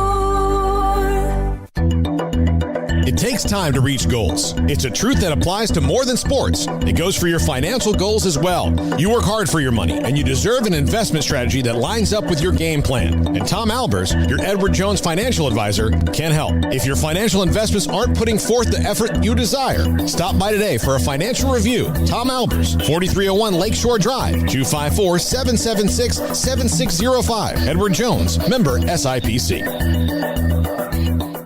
Escape the mundane with the responsive power and exhilarating agility of a new Cadillac from Richard Carr Cadillac. Smile behind the wheel again in the supercharged sophistication of a CT4 or CT5 sedan, or the sporty and spacious XT4, XT5, or XT6 lineup of SUVs. Starting at only $33,395, the Cadillac of your dreams is waiting now at an affordable price at Richard Carr. Test drive from the expansive selection at Richard Carr Cadillac, or let us bring a test drive to you. Go to richardcarcadillac.com to schedule a test drive today. At Impact Research Institute, we can help you identify if you have non-alcoholic fatty liver disease and measure for liver stiffness or scarring. If you or a loved one has diabetes, high cholesterol, hypertension, obesity, or concerns about your liver health, Impact Research Institute may be able to help by providing liver health screenings quickly at no cost, physician counseling, and opportunities to qualify for clinical trials. Visit us at impactresearchtx.com for more. Let Camille Johnson Realtors guide you seamlessly through the process of buying your dream home or selling your current one. Commercial, farm and ranch, or residential, Camille Johnson Realtors can smoothly and successfully lead you through any transaction. With a team of 28 experienced agents who are excited about serving you, Camille Johnson Realtors services the entire greater Waco area. If you're in the market to buy or sell, contact Camille Johnson Realtors, 104 Midway Center in Woodway, or find them online at www.camillejohnson.com. Camille Johnson Realtors, elegant, charming, warm. Welcome home. Welcome back to Sikkim 365 Radio. Are you a Sikkim 365 super fan? Then try out our premium subscriptions at Sikkim365.com.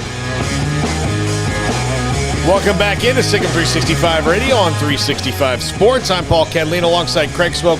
David Smoak will be back on Monday, joined now by Dan Sorensen, UteZone.com. And Dan, the Utes have Charlie Brewer. They have Cam Rising. I know they have some younger guys like Jaquindon Jackson on their roster, but the battle is between the two transfers, Cameron Rising and Charlie Brewer. So far, if you had to put a gauge on who's going to win that starting job, who would it be?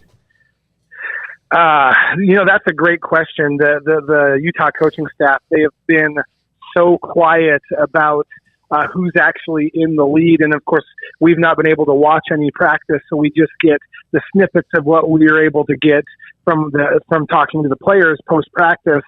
If I had to bet on it, I'd probably say that Charlie Brewer is going to be the guy, but Cam Rising is going to make it a really tough battle, and he could come out with it. But you look at Brewer and what he's done in the past.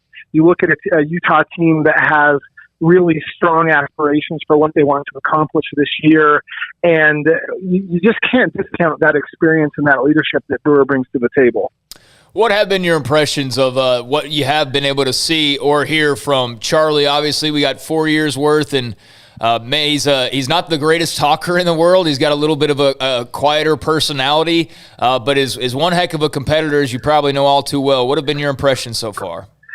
Yeah, really strong impressions. He's an impressive young man. And you're right, he's not the most talkative or engaging person when it comes to the media. He is absolutely loved in the Utah football program. He's come in, he's worked hard to learn the system and ingratiate himself to his teammates. And I think that that's paid off in a big way. We saw him a little bit in the spring in terms of on the field performance, and he had a big spring game. Yes, it's spring football; you can only take so much from that. But he was 15 of 15 for 150 yards and 2 touchdowns in that game, and really, he's shown. I think more of what we saw a lot during his better times at Baylor. When he's got a clean pocket and he's got time, he's accurate, he's got good control of the offense, and he can move the chains, and that's really what Utah wants in their quarterback. And so, assuming that he's the guy, I would expect that you're going to see a really strong season out of him. All right, so you mentioned that clean pocket. That's something that I would say he did not have more than a handful of times last year at Baylor. He didn't have it at all last year. I mean, he had it for his junior year on occasion, yeah. Yeah, so does the offensive line have the ability to give him a consistently clean pocket? Yeah, the Utah offensive line is pretty experienced. They're returning everybody that from last year. They've got a former four-star JUCO transfer that has really kind of made the leap. That should be one of their tackles in Bama Lassini. So it should be a really strong offensive line. The center is Nick Ford. He's an NFL draft prospect. They've got long tackles. They've got returning starters at the guards. A lot of experience coming back. Pass pro was definitely the weak spot last year, but we're hearing across the board from Utah coaches and even from players that the line has made impressive leaps in where they were a season ago. So I think that's an area where the Utah program is optimistic, but we're going to have to see it translate on the field. So last year, Utah is taking on USC, and it's not but like less than 20 plays into the game, and Cam Rising's out. He hurts his shoulder. What's the latest on him? How's he, continued to bounce back from that shoulder injury? And what are maybe the attributes that he brings that are a little bit different from Brewer, or what's been said differently perhaps about him from Whittingham and others? Yeah, Rising has done nothing but impress since he's gotten in the program. Unfortunately, he hasn't really had the chance to do much in games. Like you said, less than 17 snaps into the season, and he's out with an injury. He actually last year, he won the job over another 4-year transfer, a 4-year starter transfer coming from South Carolina, and he won the job in fall camp. Utah was really pinning their hopes on him. He's a little bit different in Brewer in the sense that I think he's a better runner, and he's a deceptive runner in the fact that he's a big guy. He can kind of truck through people, not exactly what the Utah coaching staff wants him to do, but he's got that capability to use his big body and to get yards.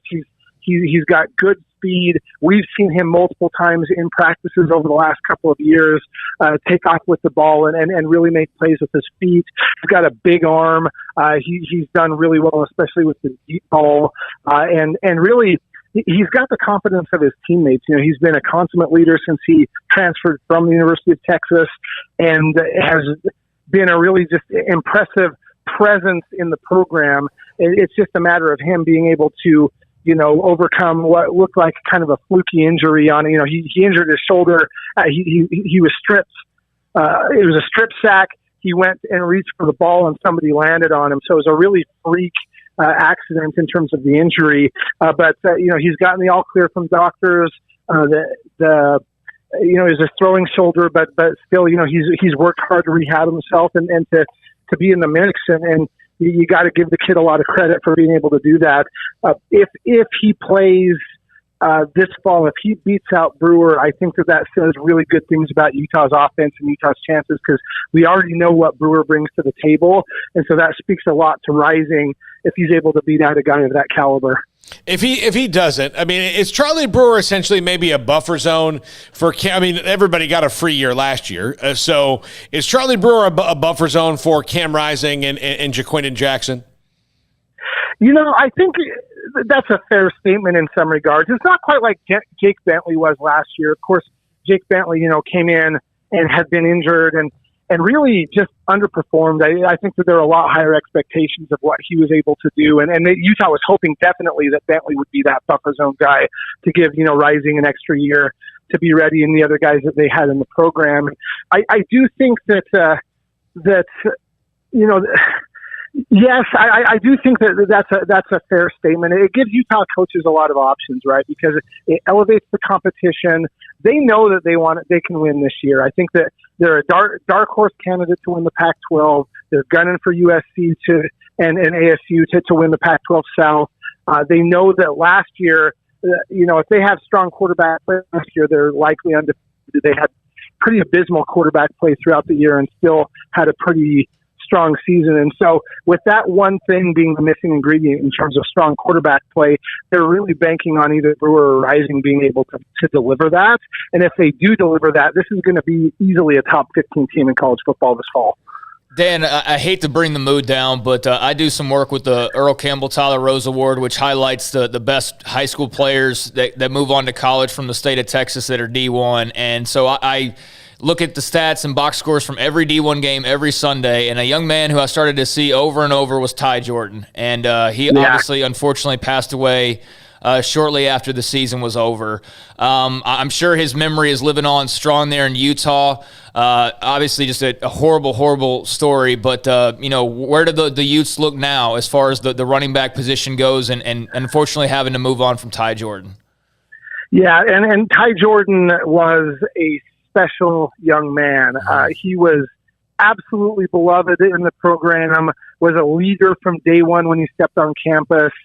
And I think the biggest tragedy and not the biggest tragedy, obviously, but one of the things that really kind of hurts the most when you think about him is he never even got a chance to hear the crowd cheer for him because of the COVID thing. Yeah. And so a guy that was so instrumental and so successful. I personally feel that he probably would have been, before it was said and done, the greatest running back to ever play at Utah.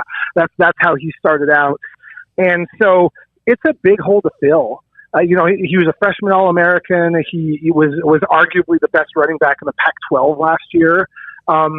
Now Utah's got a lot of guys that have come in. It's a pretty deep room. Mekhi Bernard was Jordan's backup last year. He looked really impressive in limited carries. They got a couple of big time transfers in terms of guys coming from name programs. So TJ Pledger, who transferred from Oklahoma, Chris Curry, who transferred from LSU, Tavion Thomas, who was a JUCO bounce back. He was originally at Cincinnati, went to JUCO, and is now at Utah. And so those four guys are really battling it out for the right to take over for Jordan. The running back position at Utah it's a tradition position, right? There's always a good running back at Utah, and so there's high expectations. There's a high bar that's been set. Those four guys are battling it out. Tavion Thomas has been really impressive early on. He's a guy that he was a 4-star recruit coming out of high school before he went to Cincinnati. And he's a guy that I think that between he and TJ Pledger are probably going to be the top two backs, but it's going to be running back by committee until somebody really separates themselves. And it's going to be really critical that somebody does that because, and we talked a lot about the quarterback position, but this offense is a run offense. Utah football under Kyle Whittingham is their brand is tough defense and a tough running game and being opportunistic in the passing game. And that's how they've won a lot of football games in the last decade. So it's important for the offense for somebody to step up, but really I don't think it's going to be a true contender that in terms of RB1 until the first or second game is done and somebody really steps up. Dan, we'd be remiss because we have to every college football guest about realignment because it's what's going on right now. But Utah in their situation, they're in the Pac-12. The Pac-12's got some things that they've got to check on. But for the fans, where would they want to see this go if there is realignment that involves the Pac-12? Yeah, I mean, obviously for self-interest reasons, Utah fans, they just want the Pac-12 to stay amongst whatever the power conferences look like, whether that be 16-team super leagues or whether it be some sort of an alliance with the Big Ten or even maybe the remnants of the Big 12. I think that's what Utah fans would prefer. The really selfish ones would prefer to see BYU left out altogether, which is another topic for another day, but might give you a chuckle. But rivalries never die. But really, I think that for a lot of the fan base, they would love to see an expanded Pac-12, and frankly, even maybe if the Big 12 does dissolve, absorbing some of those teams, I think that there's some compelling reasons for the league to get into Texas, and of course Utah recruits heavily in Texas, and so the Utes would love that to be able to offer kids a chance to go home and play in front of their friends and families once a year.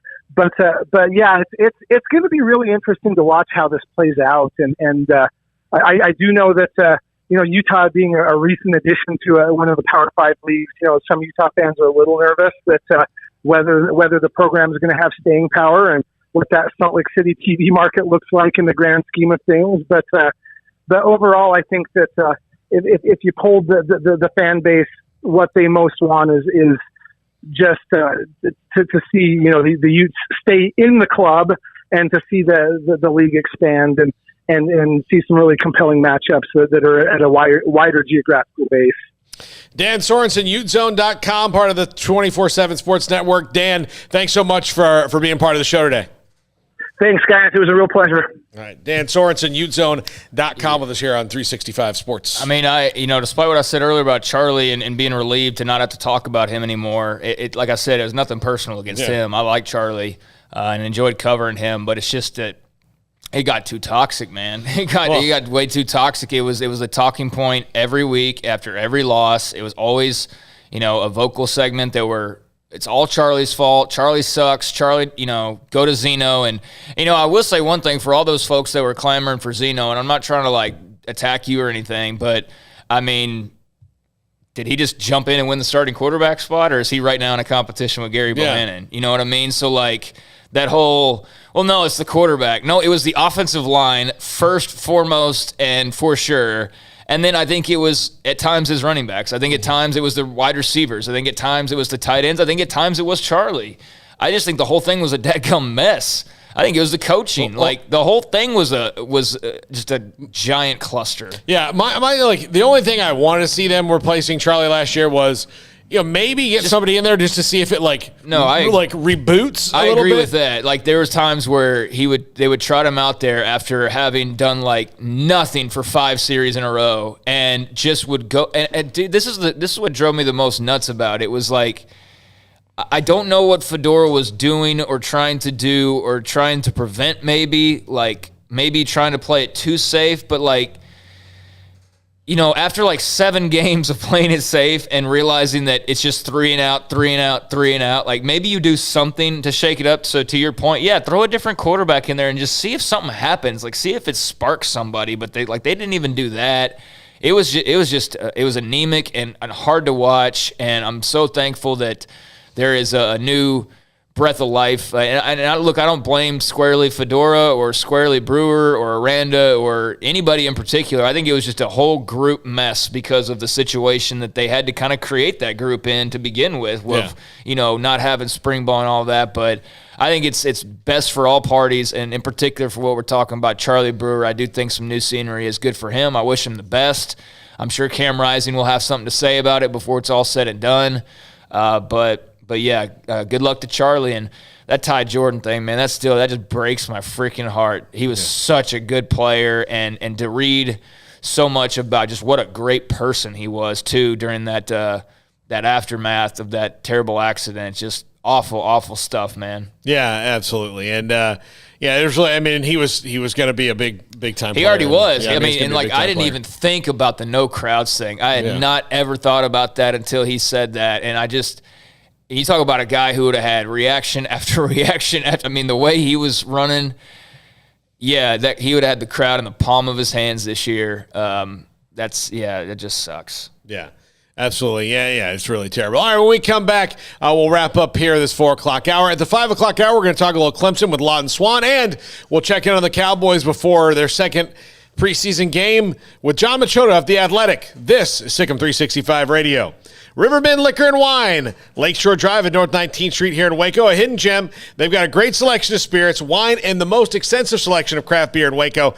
Great, gorgeous walk-in fridge. Also, ridiculously fast drive-through window. Great customer service. And again, like you've heard me talk about that. But right now, if you're a high-end bourbon drinker, if you're a bourbon drinker, if you like the good stuff, like I do, they've got an amazing array of that. They've got Pinhook, Buffalo Trace, Brush Creek, Hotel, Garrison Brothers, Thomas S. Moore, Hooten Young, and Bardstown, among other things. You can go in there. They've got a great selection of bourbons, and just those names right there should make you want to walk in the door if you're a bourbon aficionado like I am. Riverbend Liquor and Wine, Lakeshore Drive at North 19th Street. Find out more on Facebook and Instagram. In the market for a quality metal building? Since 1943, Pioneer Steel and Pipe has helped Central Texas residential and commercial customers with metal building design, panel options, building components, and trim options. Pioneer Steel and Pipe's residential line is energy efficient, offers low maintenance, reduces insurance payments, is impact resistant, and carries up to a 45-year limited warranty. In addition, they can also help you find a metal building contractor for your project. Pioneer Steel and Pipe with locations in Waco and Bryan and at pioneersboys.com.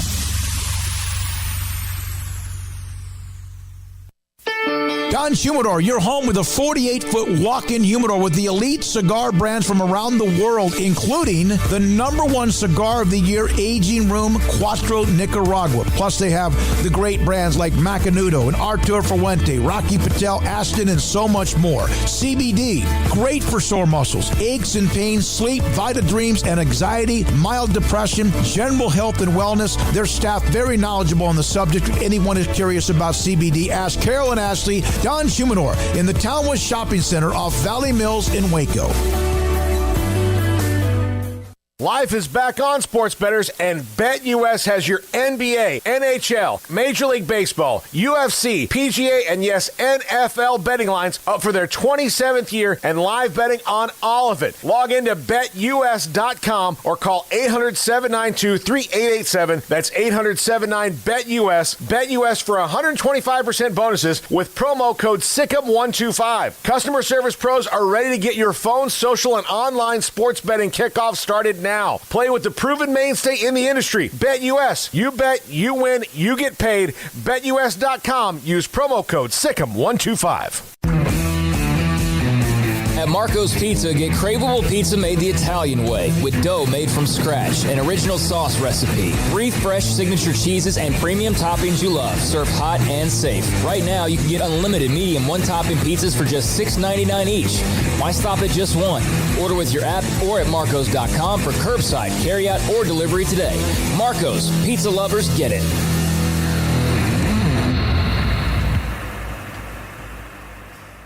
Grant Dideker, under the umbrella of Texas Farm Bureau Insurance, McLennan County agent. And you have this umbrella. We mentioned the umbrella of Texas Farm Bureau Insurance, but you serve more than just like home insurance, or you have all sorts of different levels of different things you cover. Yeah. How much does that help? I talked to a guy today. He has, Allstate on his car, Progressive boat, and, Farmers on his home. So I said, why don't you, do you know your agents? No, I just call that 800 number. Why don't you just let me quote that and we can have it all here. It makes it a lot less complicated for you. He really liked that. We have auto, home, life, several different brokerage options, classic cars. Got to ride in a 1978 Ferrari one time. Grant Dideker, Texas Farm Bureau Insurance, McLennan County agent. If someone wants to contact you, just straight on your cell phone? Yep, 254-265-0442. Grant Dideker, Texas Farm Bureau Insurance, a McLennan County agent. Welcome back to Sikkim 365 Radio.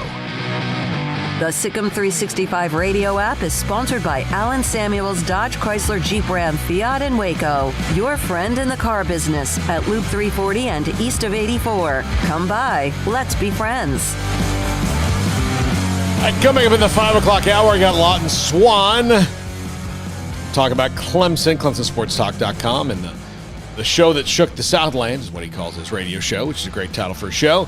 And then we'll have John Machota of The Athletic talking Cowboys with us as they head into their second preseason game. And we'll get an update on Dak Prescott's health and see how all that's going. That was pretty interesting stuff on Charlie Brewer, I thought, Craig. And just that, he's taken in there, they're going to block for him. And look, all of a sudden he's going to be effective, And so I do think that to put a button on the discussion from last year about Charlie Brewer that got so toxic. Honestly, a lot of times I would have rather heard, why you think the government is spying on us, and some weird theory about Hillary Clinton eating babies under the Pizza Hut than people's opinions on why Charlie Brewer wasn't doing well last year. It just got to that point with me. I was like, here we go again. Yeah, I've already used the word toxic like 3 times talking about it. So, I agree with you. It wasn't fun. It was not fun. I can't imagine it was fun for him because you're the one being talked about. But, he's got his opportunity in Utah.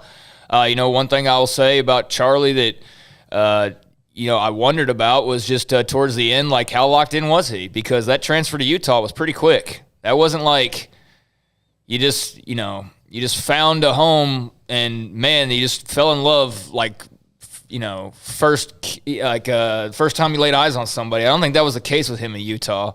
I just sort of wonder how much his mind was already on transferring while the season was still ongoing. That's what I'm trying to say, because I think it's fair to say, based on what we were watching on a weekly basis, I think everybody's minds were elsewhere for the most part. But I do think his was probably pretty intent while games were still being played on, hey, this is my last run here. And, to each their own or whatever. But I think that also indicates to you just how much toxicity there was. And, the only thing I do hate about transfers is now and I don't think Charlie Brewer's going to the NFL, but, let's say that he were to, he's a Utah guy. I just find that weird. He'll go to if he were to get drafted, and again, I don't think that he will, but if he were to, Utah quarterback Charlie Brewer, he played 4 years at Baylor. He played 4 years there. Eric Gray, Oklahoma running back, is like, well, he was at Tennessee for a while. You know what I mean? Like, I don't like that. I think that's kind of weird. I almost wish they would at least mention the school that you were at for, the majority of your career. If you're a grad transfer or you've transferred after 3 years, sure. Like if you didn't play and then transfer, then yeah, you didn't really. Right. But he was a 4-year. He was almost a 4-year starter. Yeah, exactly. I mean, he middle of his freshman year, he was the starter. Right. And he had, not only was he the starter in the games he didn't start, he was the best quarterback in the roster. So those times, but yeah, that's a weird nitpick I have that I just. Get very slightly annoyed by is just like that other school gets credit for the 1 year, and like Arkansas State fans, that had to rub them the wrong way. It's like you don't have a lot of guys that go to the NFL on a regular basis. If you're Arkansas State, I mean, not to say they don't put guys there, but it's just not like a regularly every year. Like, man, look at all those Red Wolves in the draft. I mean, that doesn't happen very often.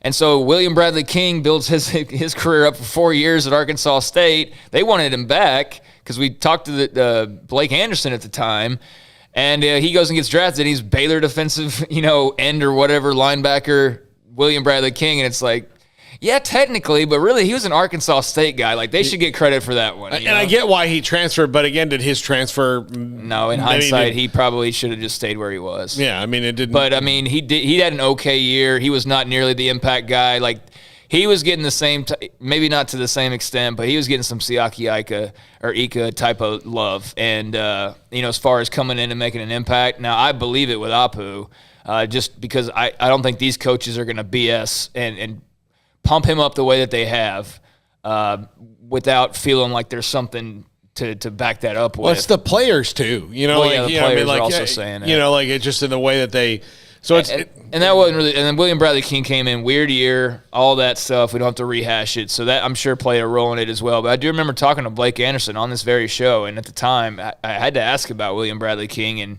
yeah, you could definitely tell he was disappointed. He was disappointed in that move, but hey, it worked out for him for WBK. He got drafted and member of the Washington football team and all that good stuff. But yeah, that's just a minor nitpick I have with the draft in college football. Yeah, absolutely. I think about that Utah roster too. When after Charlie Brewer, Cameron Rising at Texas, and he was highly touted when he came to Texas. I don't think it's a guarantee that Brewer's a starter. No, all year, I don't think so by any means. And then of course they've got Jaquindon Jackson who transferred there, I guess seemingly to go away from Tom Herman, and then Texas sent away Tom Herman. Yeah. Although I don't know if Jaquindon Jackson would be in the mix this year at Texas or not. I don't know if he's. I don't think so. Better than Casey Thompson or he's not better than Cam Rising and Charlie Brewer. Yeah. I think those guys are probably on par with Casey. Brewer's got the most experience, like bar none. But there's knocks on him too. But it's pretty even. I guess Utah's got the upper hand, upperclassman wise, but no, he'd probably be in the same position. I don't think he'd be going neck and neck with Casey Thompson and Hudson Card. Yeah, so I don't know. That's just it's kind of weird. Except to wait his turn. Yeah, absolutely. Some way, maybe it's not because Cam Rising's going to have 2 years after this one to play. So if he's not the starter, if Charlie beats him out, and Cam Rising has to wait, he's gonna have 2 straight years of being the starter there because, again, like you heard from Dan Sorensen, this is not a cut and dry thing. So he's not guaranteed to even be that. If Charlie beats him out, well, then guess what? You got another quarterback race next year. You got to beat out Jaquindon Jackson. So, that's going to be on Cam Rising to do that, but I think we'll see probably plenty of Cam Rising. But, like I said, I hope Charlie doesn't take a lot of hits this year. I definitely think he'll have a better O-line overall at Utah than he had at Baylor, and perhaps even than he had in his entire career at Baylor. I know they've got some question marks, but haven't seen the games that we saw. That's what's going to matter is that offensive line protection. Absolutely. When we come back, we're going to talk Clemson with Lawton Swan, another team that, every time you hear rumor, Clemson's going to go to the SEC, Clemson's going to go to the SEC, and blah, blah, blah, blah, blah. Well, we'll get Lawton Swan to talk about that. Plus, where the Tigers sit, of course, atop the perch as they head into this season. This is Sikkim 365 Radio on 365 Sports.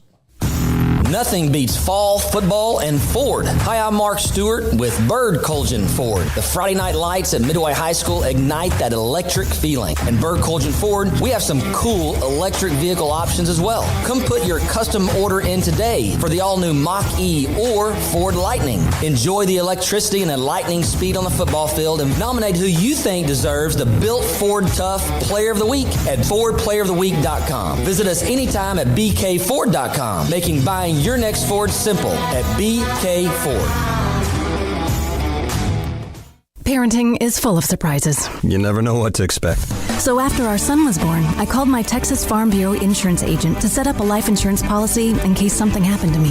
Sawyer is now 2. And we'll soon have a sister. There's no one else I would trust with protecting my family. Stop by and see our agents at one of our 3 McLennan County locations. Coverage and discounts are subject to qualifications and policy terms and may vary by situation. Waco Regional Tennis and Fitness was built to help give you a chance to enjoy an elite tennis facility, but also to remain fit and reshape your body. And ahead of the curve with the explosion of interest in pickleball with instructors Joe Rosa and Jody Thurman and courts available. Like your body, Waco Regional Tennis and Fitness has gone through its own physical changes. Large flat screens stretched across the weight room with Wi-Fi available with their own app to enjoy news, business, weather, or sports. Beautiful sound of members working out, running, lifting, stretching, group exercise classes throughout each day. Personal trainers Christy London and Randall Corley. New look bar and lounge area with beer and wine with large flat screens. New touchless water fountains outside of each locker room, and both include showers, sauna, and whirlpool, and a world-class tennis courts facility and youth academy led by Pro Britt Coleman. Fitness and tennis merchandise and a tanning bed. I promise you'll look and feel better. You just need to walk through the front door. It's time to react today, not tomorrow, at Waco Regional Tennis and Fitness, Lake Shore Drive in Waco. At Ideal MRI, we feel blessed to be part of the Waco community. We're a small family business here in Central Texas. At times like this, the cost of healthcare has never been more important. And unfortunately, significant illnesses and injuries still occur. And that's why Ideal MRI is open and here to serve you through this difficult time. So if you need an MRI, ask your doctor about Ideal MRI. You can schedule online in minutes at idealmri.com or call 833-IDEAL-MRI.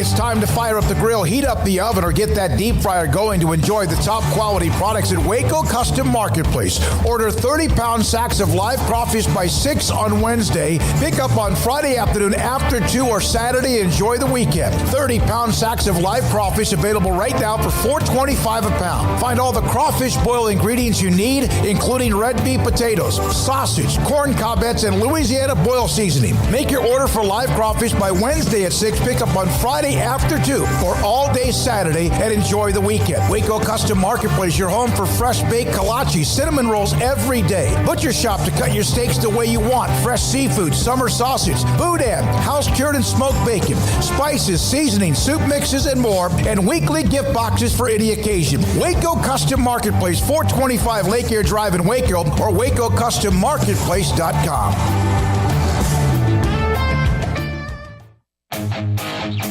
Welcome back to Sikkim 365 Radio. As a true freshman quarterback now sensing pressure off the edge. They come after him, and smartly he gets it to Etienne, and off to the end zone goes Travis Etienne.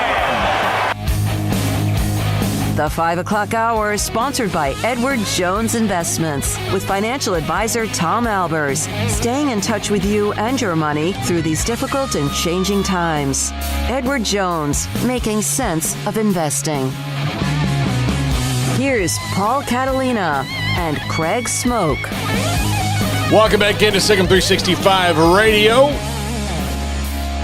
Paul Catalina, Craig Smoak. David Smoak will be back on Monday. Joined now by Lawton Swan, the show that shakes the Southland, and ClemsonSportsTalk.com. And Lawton, before we get into Clemson and how unbelievably dominant they're going to be in the ACC this year, as I roll my eyes and say that, but Lawton, realignment talk. I was on your show a couple weeks ago about it, and realignment talk has perked up and everybody keeps talking about it, even though nothing's happened. But Clemson's name keeps coming up in rumors. They had to deny that they and Florida State had meetings with the SEC already a week and a half or so ago. When it comes down to all this, where do you see Clemson's future? I mean, the ACC TV contract is through 2036, so to get any team in the ACC would be tough, especially if it was Clemson, one of the better teams. Yeah, Paul, I appreciate you guys having me on. I think, first and foremost, when you look at the regional nature of college football and where so many of the power programs are really in that southeast corridor, I think the ACC has sustainability, right? You got great matchups across conferences. You got games like Florida State and Florida. You got Clemson and South Carolina, Clemson and Georgia, Georgia Tech. I mean, there are a lot of ties, right? So I think when we talk about the future of college football, it's hard not to imagine that it's trending towards a more NFL style, more regionalized style. And, it'll be some give and take, I think, from the SEC, the ACC, and everybody. But I think if we do end up with quadrants or pods across the country, maybe twice the size of the NFL, you got 32 teams there, maybe 64 teams, and just have more leagues and divisions. But that's kind of where I see it, because I don't know that the ACC is lacking in such a great way that it would just crumble, right? Like, it feels like it's on pretty good footing. The question really becomes, who are teams that come into the ACC? Then how do those leagues again start to break apart? Because I do think we're probably trending towards 16. That feels like the right number. I think everybody can make a lot of sense of it. But then you can also break that 16 into 14 pods, and then all of a sudden now you've got a whole completely new look. So I think it's wide open. I think what's weird is when I was putting together a poll over on the website, I put like the ACC, the Big Ten, the SEC, and then I said a league that doesn't exist yet. And quite frankly, Paul, that might be it. So, Lawton, the talk about super leagues and just, all the different realignment scenarios with everybody knowing the grant of rights was coming up here in the next few years. I mean, that's sort of been out there. But how much were you guys in Clemson country talking about, this before the Oklahoma and Texas move, and how much were you talking about it after that Oklahoma and Texas move?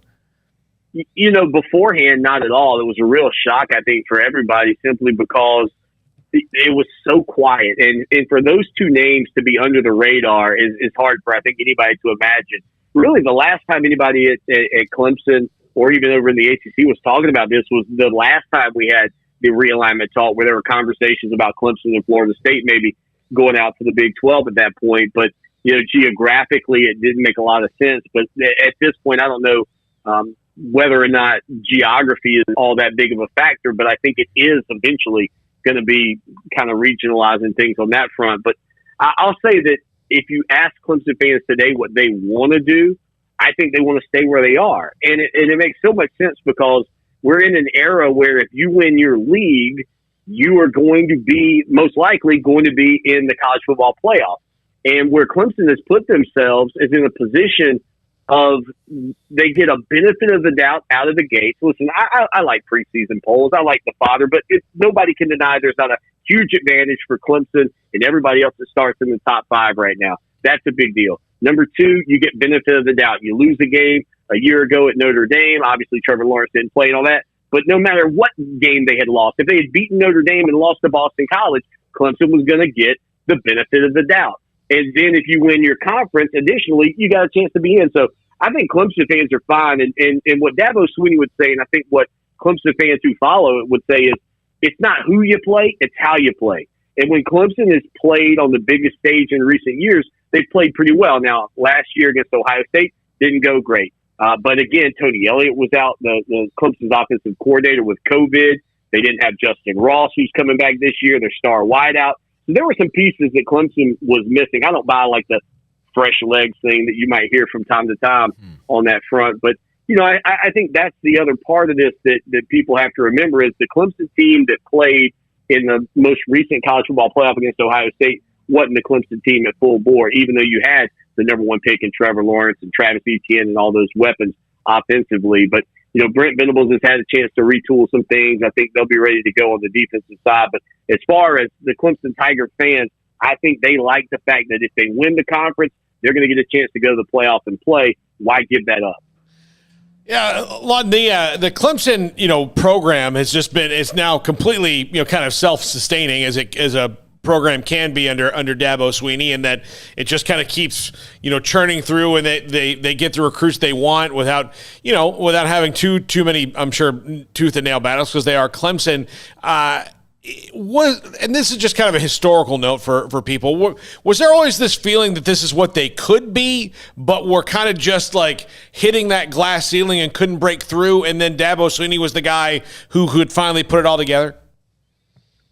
Yeah, I think so. Obviously, they had the national championship in '81 with Danny Ford, and then they go on probation for a couple of years. They have back-to-back 9-1-1 seasons, and there was still a lot of momentum. You're placing guys in the NFL. People were really buying into the program. Florida State wasn't in the league. But what happened was in '92 when Florida State came in, you caught one of the great franchises in college football. And Bobby Bowden, who just recently passed away, you guys have probably discussed it ad nauseum over the past few days, and rightfully so, because he was a legendary coach, but caught them into the ACC in the midst of that 14-year run of top 5 finishes.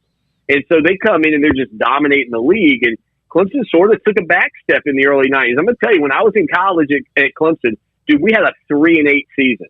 A 3-8 season. It's like unheard of to talk about. And so, you look at what happened was when they bring in Tommy Bowden in 1999, people thought, okay, this is the magic elixir. He's going to be able to do what his dad did at Florida State. Like, that was part of the hire, right? He had been undefeated at Tulane. You bring him in. You think you're getting the all shucks, Bobby Bowden-esque, Tommy, and you're going to become the next Florida State. And to Tommy Bowden's credit, what he did do at Clemson was he recognized the things his dad had. You know what I mean? Like, this is me when I'm trying to get my dad a gift for his birthday. I'm like, man, he's got everything. So Tommy's looking at his father's programs, look at the facilities, look at the investment of the fans. And he realizes that Death Valley needs to be redone. They do that. They build academic facilities. They build football facilities. They start to build the facilities necessary to compete at the highest level. The thing about it was, though, I think Tommy, and he comes on my program every Thursday during the college football season, I think he always was in his dad's shadow. Even though he finally was able to beat his father and it felt like the momentum was turning, whenever it was a big game, they match up with Alabama in the season opener in, I think, '08. They get hammered. And Clemson was favored, in that ball game. And that was when it kind of soured for everybody. And then you got Dabo Swinney, who had been had played at Alabama, and Tommy Bowden was his position coach. He was working in real estate, and he gets hired. But Swinney's focus and attention to details and all of those things don't focus on wins and losses. I mean, I don't know if you guys have seen Ted Lasso, but I'm almost convinced that show is built behind Dabo Swinney. And just, look, this is about culture. This is about, the camaraderie in the locker room, and also putting the focus on academics and graduating players. And so it just grew from there. But there's no doubt in the 80s, Clemson fans thought that they should be competing at a higher level. It just sort of took Tommy Bowden coming in and saying, whoa, here's what you're missing, because I know what my dad's got at Florida State, and then finding a guy like Dabo Swinney, who's very similar, ironically, to Bobby Bowden in a lot of respects. Lawton, I know this is random, but in the offseason, Dave Aranda retooled his offensive staff. One of the hires that he made was Chancey Stuckey, former Clemson wide receiver, as wideouts coach. And I know that Chancey was also on the lower level of the coaching staff there for a couple of seasons under Dabo before making the move to Baylor. Anything stand out to you about Chancey Stuckey and his young coaching career, or just even his time at Clemson? Dude, he is a great friend of mine, and he is an amazing human being. You got a better human being, maybe, than you got coach, and that's important at this level. And so, I think the players are going to love him. I mean, I haven't been able to keep up with what's been going on there, and I try to respect these guys, their time and stuff. And, Chancey and I have talked in the off season in the past, and I'm sure I'll catch up with him when things wrap up this year. But he's a tremendous, human being, and had a good career at Clemson, and started off as a quarterback and then became a wide receiver and played in the NFL. But I'm telling you guys, he is a grade A number one type person, and that's what I think is so advantageous about the coaching tree that Dabo Swinney's putting out. I mean, these guys are just good human beings, and there's so much value in that in the program, because these young men, what I think fans often forget, and I think NIL is going to drive us a little bit further away from it. Is that, these are young men that are worrying about their families back home, that are worrying about,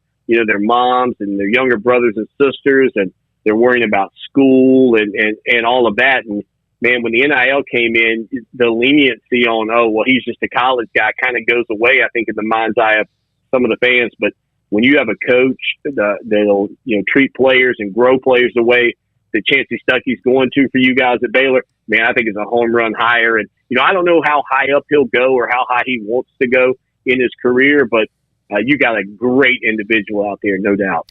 Yeah, the receivers have really taken to him. They've had nothing but great things to say in our time talking to him. I mean, I get that feeling right away. And he loves coffee. We've learned that as well. He loves his coffee, which we brought up quite a bit with him. So it's been good so far.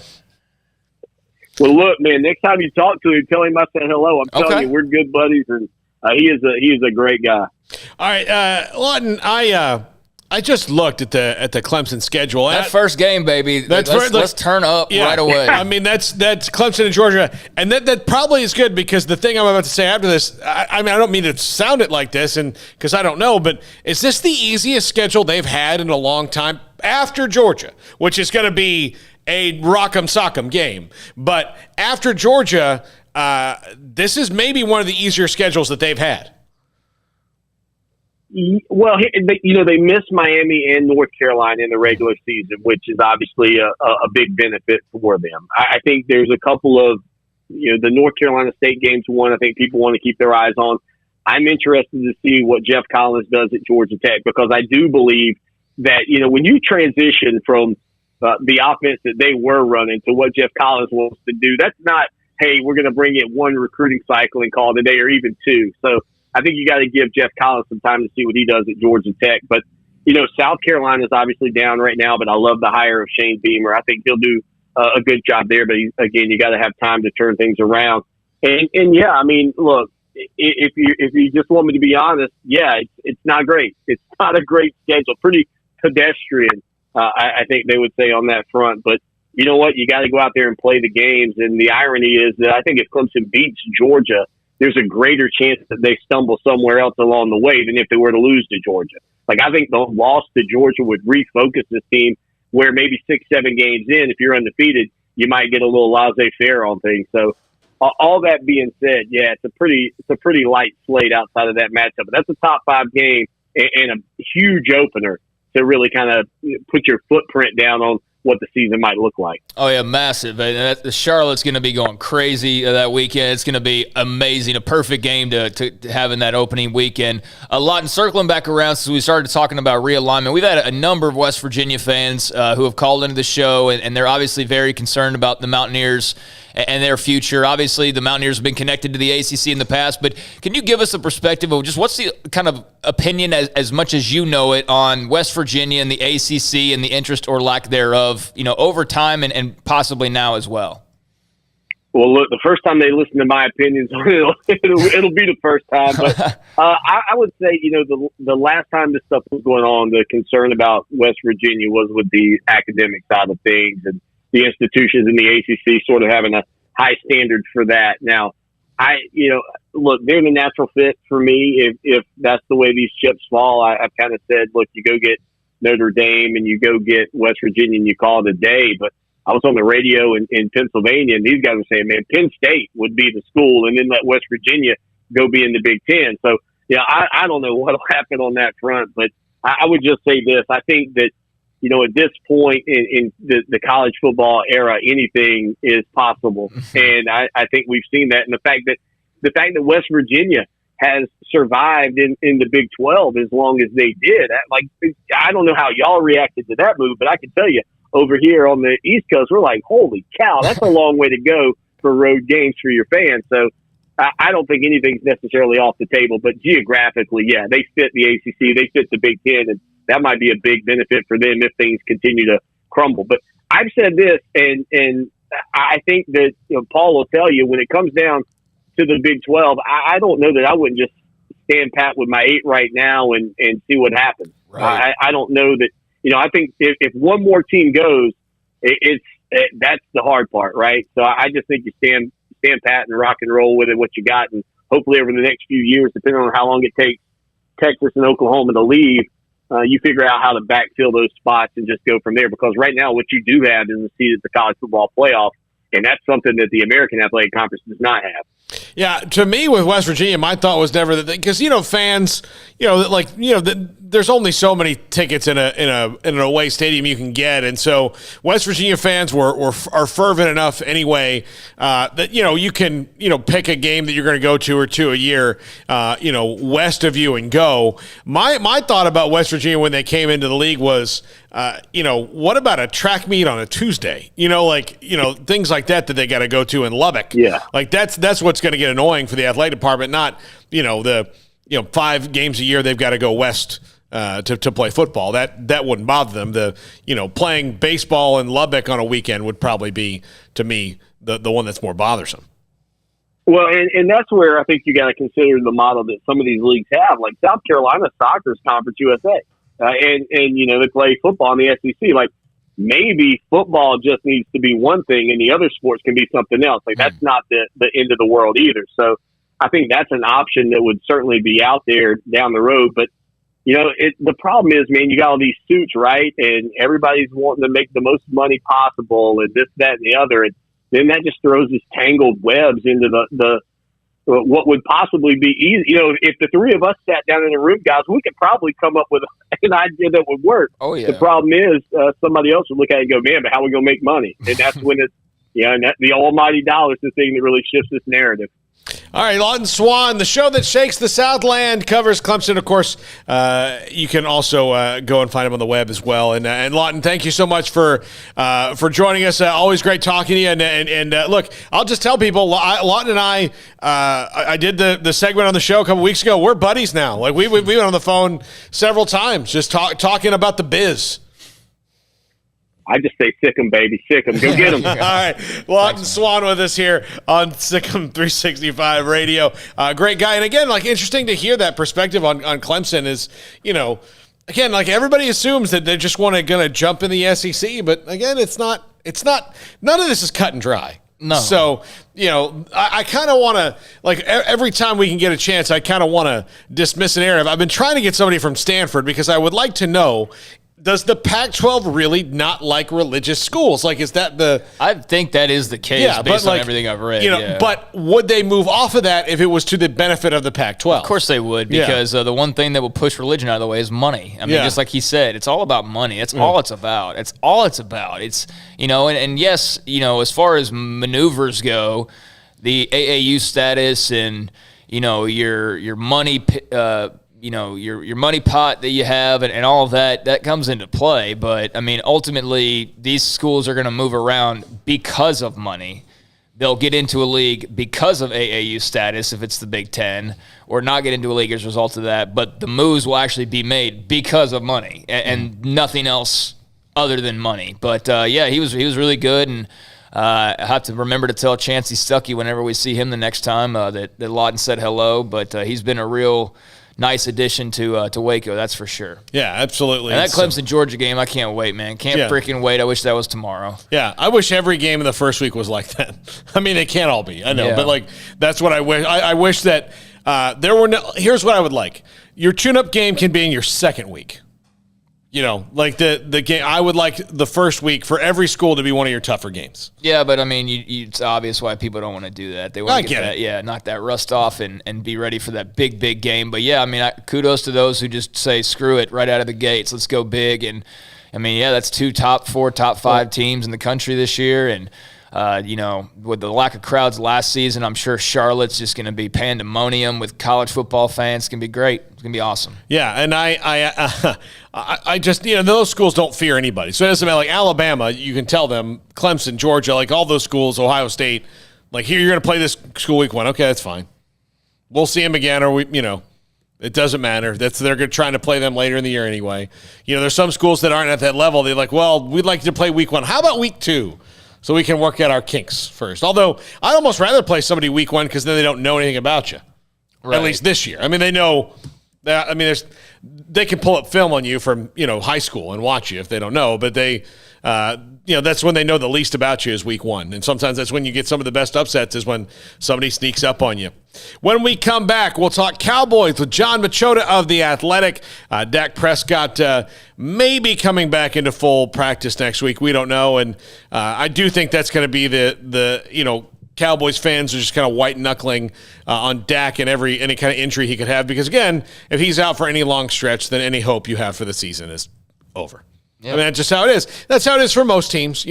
Most teams can't be like the Saints were and somehow make it patchwork with Taysom Hill and still make the playoffs. I mean, they can't do it, but you never know. But, the Cowboys with Garrett Gilbert are not going to make the playoffs if Dak does not get healthy with this arm thing now that his leg is apparently completely healed. But when we come back, John Machota of The Athletic. This is Sikkim 365 Radio on 365 Sports.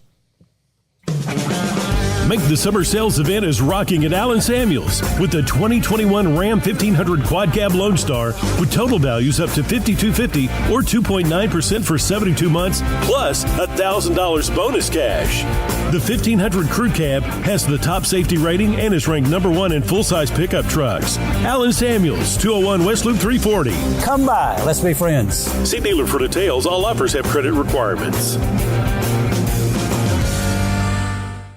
One size fits all. That may be all right for an adjustable belt or cheap sunglasses, but when it comes to your financial needs, no one wants a one-size-fits-all strategy. Ben Erlinson, your Edward Jones financial advisor, knows that his most important goals are yours. That's why he takes the time to understand your needs, knowing you. That's how Edward Jones makes sense of investing. Ben Erlinson, 100 North 6th Street in Waco, 254-759-8533. Edward Jones, member SIPC.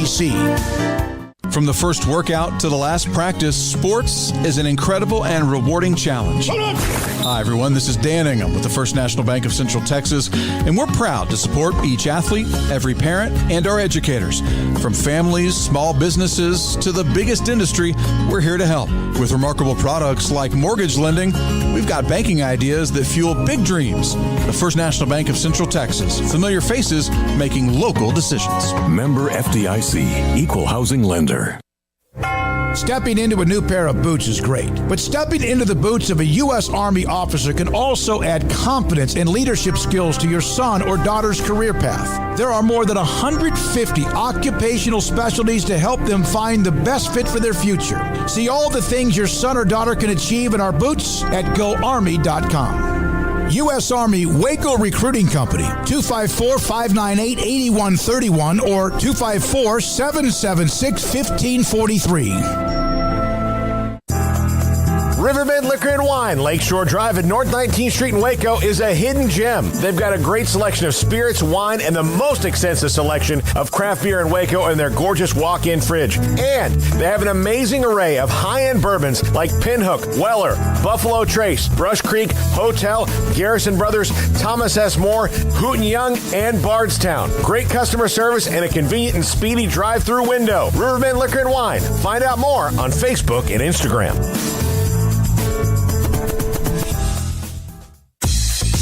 Southwest Sports Medicine and Orthopedics, the team physician of Baylor Athletics. Our doctors specialize in the diagnosis and treatment of any and all sports-related injuries. Celebrating over a decade of service in Central Texas, our doctors are equipped to handle a wide range of issues, whether it's your foot or ankle, orthopedic spine care, your hand or wrist, knee and shoulder pain, or if you're in need of our arthritis or total joint clinic. Come see us at the new Baylor Scott and White Ted and Sue Getterman Sports and Orthopedic Center. Trust the doctors at Baylor Trust, Southwest Sports Medicine and Orthopedics. Our goal is to get you back in the game.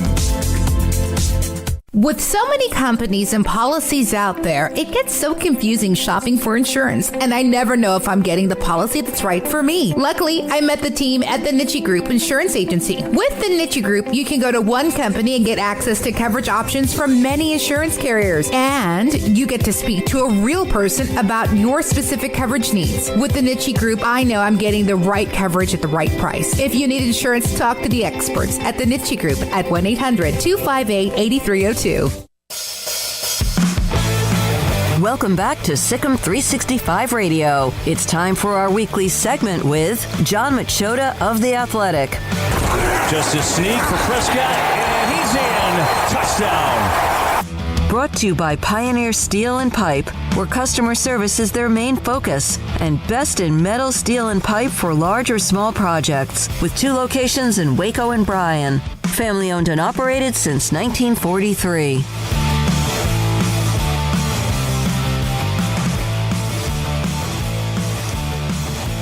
Well, we are 1 week of Hard Knocks in the books, and I believe our next guest, John Machota, got a good shot of his back in the Jerry Jones press conference on the first episode. I think that was you, John. Did your friends call you and tell you, hey, I think that's your back on Hard Knocks? There was one scene where Ben DiNucci was talking about the mojo moment to us, where kind of they had the group of reporters at, and some friends told me about that. I didn't notice it, but no, the times I noticed myself, I have my phone right in front of my face because I'm usually taking videos at practice because it's their only time that we can take videos all season long. So I literally take a video of just about every offensive play. Now I only post like 10 or 15 because I'm not going to post all the bad ones, but I thought it was funny that anytime I saw myself during practice, my phone was directly right in front of my face. So, John, from that first viewing, I mean, we know Dak likes to cuss. Micah Parsons needs to be reeled in the best type of way. Ezekiel Elliott doesn't wrap gifts very. I mean, like, what were the standout moments to you? Because there's actually a lot, to take away from that first episode. I will say, having been at all those practices that were used in that first episode, probably Dak's language when he wasn't getting to do his normal reps before his shoulder even got strained. Just because, obviously when you're out there, you see him going through his reps, and if you don't know the rundown, you pretty much just go, okay, Dak's going to be in there when Zach Martin, Tyron Smith, and Lyle Collins are in there. And it was like he wanted to be out there even more, and I didn't sense at all from practice, and he certainly didn't say it the times that we talked to him out there. But then you see that footage and you're just like, whoa, like he really was upset about getting 4 or 5 reps taken away from him. Like this is pretty wild. So that stuff, I love all the stuff in like the meeting rooms and stuff, whether it's talking about Dak had a 575 on his GPS, or even Jerry talking to Jim Maurer, the head athletic trainer, about where they stand with Dak, and of course Jerry eating his McGriddle and salting it and all that. But I'll be honest with you, when I first got out there the first day, so it would have been that opening press conference, I said to multiple reporters, I was like, oh my God, they have this. That was my first Hard Knocks. I was like, they have this many cameras and this many people working out here. I'm like, how could you possibly miss anything? And that was just off of the stuff where we can't even be back by where they were riding the bikes, like all that. And so I set the bar pretty high, and I thought it exceeded it. Like I was amazed. I thought it was an excellent episode, and I wrote that. And there's some people that were critical of that. They didn't have any of that roster bubble guys, and stuff like that. Like, I don't know, man. Like, I want to hear about the stars. This team is very star driven. Like, I didn't think there was too much fat on that first episode. I thought it was really good. I know they want to hear about the roster bubble guys, John, but this isn't like the Bengals with the Cowboys. Their roster bubble most years is pretty boring, isn't it? For sure. And the other part of it is, it's like, it's hard for me even to, okay, so let's say they were doing the Chiefs, and you feel like as a Chiefs fan, you know everything about Patrick Mahomes and Tyreek Hill because they're covered so well. That's cool. If they're best friends and they're wrapping presents for each other and they're doing things like that, like, I want to see that. Those are the players that matter. I don't care if you already know that they're best friends. Like, that stuff is like, that's the good stuff there. Frankly, and I'm not going to mention any names, but I don't care about like a 6th, 7th receiver that even if they were to, like, they're on the bubble, like, you're not going to get any playing time anyway over any of these guys. So it's like, so I'm missing out on like the call to your dad about like, yeah, practice was tough today. I'm fighting, but I'm on the bubble. Like, yeah, this isn't high school football. Like, this is the Dallas Cowboys. There's so many storylines with Jerry Jones, Dak's injury, Dak coming off of that contract, a new coaching staff that was terrible last year, a new defensive coaching staff. Obviously, you add in Micah Parsons, who has a huge personality. CeeDee Lamb has probably been one of the standouts, not just the Cowboys training camp, but like of all NFL training camps. Like, And you want to talk about roster bubble guys? Like, we just are going to have to agree to disagree on what makes a good television show. Yeah, no, I'm with you. Having watched Hard Knocks in the past, I think a lot of that is probably to set up their cut eventually, like make you care and then swipe them off the team. But, John, you had a really good interview with Will McClay that you dropped yesterday on The Athletic for those that are members. He provided a lot of great quotes, but what was maybe one or two things that stood out more so to you in having that conversation with Will McClay? So, I mean, I've talked to Will several times over the years, on and off the record, and I felt like he was a little bit guarded on some of his responses when some of the first questions I asked him, maybe a little bit shorter than I thought he was going to be. And when I asked him what excites him most about the team, he talked about how you can kind of just feel it, like when he's around the team behind the scenes and things like that, that like there's not a lot of talking going on. It's like they know, like last year was a disappointment, and there's just kind of this like quiet confidence, like we're not going to talk a big game or anything like that, even though it's going to be hard to keep that under wraps when you have Hard Knocks following you around. But I just found it interesting because he was saying that, and I felt like that's kind of how he was being like. And I asked him about rookies that have caught his eye and veterans that have caught his eye. Like he gave me some stuff, but I also thought that he didn't want to put too much on any of these guys because I think they're fine with kind of in a way flying under the radar. I mean, Jerry said on the NFL Network when camp started, he compared playing the Bucs in week 1 to David, playing Goliath. And I was just like, yeah, obviously the Bucs have Tom Brady. They're defending world champions, but like, that's just not like Jerry to be like that. And Jerry has been like that in years past, like 14 and 16, kind of flying under the radar. And those are two of the best seasons that the Cowboys have had in the last decade. So maybe that's what they're adopting. Maybe that's what they're going by. But like I said, to do that, it's just going to be tough when Hard Knocks is there because they're going to catch every little thing that's being said. Poor little old, most valuable franchise in the world in any sport. Those Davids. Those Davids. Yeah, it's tough. Man, another David is Amazon.com. Have you guys heard about that company? I mean, come on, Jerry. It's so strange. All right, so Dak's injury, this shoulder, under his shoulder, whatever it is, how concerned should people be really? The Cowboys, I mean, they saw this on Hard Knocks. Fans may not know, the Cowboys are not the best about injuries when it comes to how much a guy's really hurt. A lot of it's 4 to 6 weeks. If I hear 4 to 6 weeks, he's out for the year. But how concerned should people be? I get the concern with a medical staff not saying that it'll be a few days and ends up being a couple weeks and things like that. I was kind of thinking because the way that training camp is nowadays that it was going to be longer than a few days to begin with. So basically, what I'm getting at, I'm not that concerned. I think if it was bad, or if he had regressed at all, or it was it was a bigger deal, I don't think he would even have gone back out there to these previous 2 practices and thrown at all, let alone from ramping it up a little bit more from the day before that. So, it's because he said he's getting an MRI when he goes back to Dallas to get everything checked out. That was kind of like, the lightning rod, like headline type thing, particularly on Twitter. And then you take and throw a little gasoline on that fire for any of these, sports talk TV shows that we're all familiar with, and all of a sudden it can like snowball into something that's really big. I maintain that if on Sunday this Sunday coming up, they were playing the Bucs, Dak would be out there and he'd be playing. And if he has a little bit of pain, he has a little bit of pain. But I just don't see this as being something that could it linger? Sure, but I just don't see a major reason for concern right now because.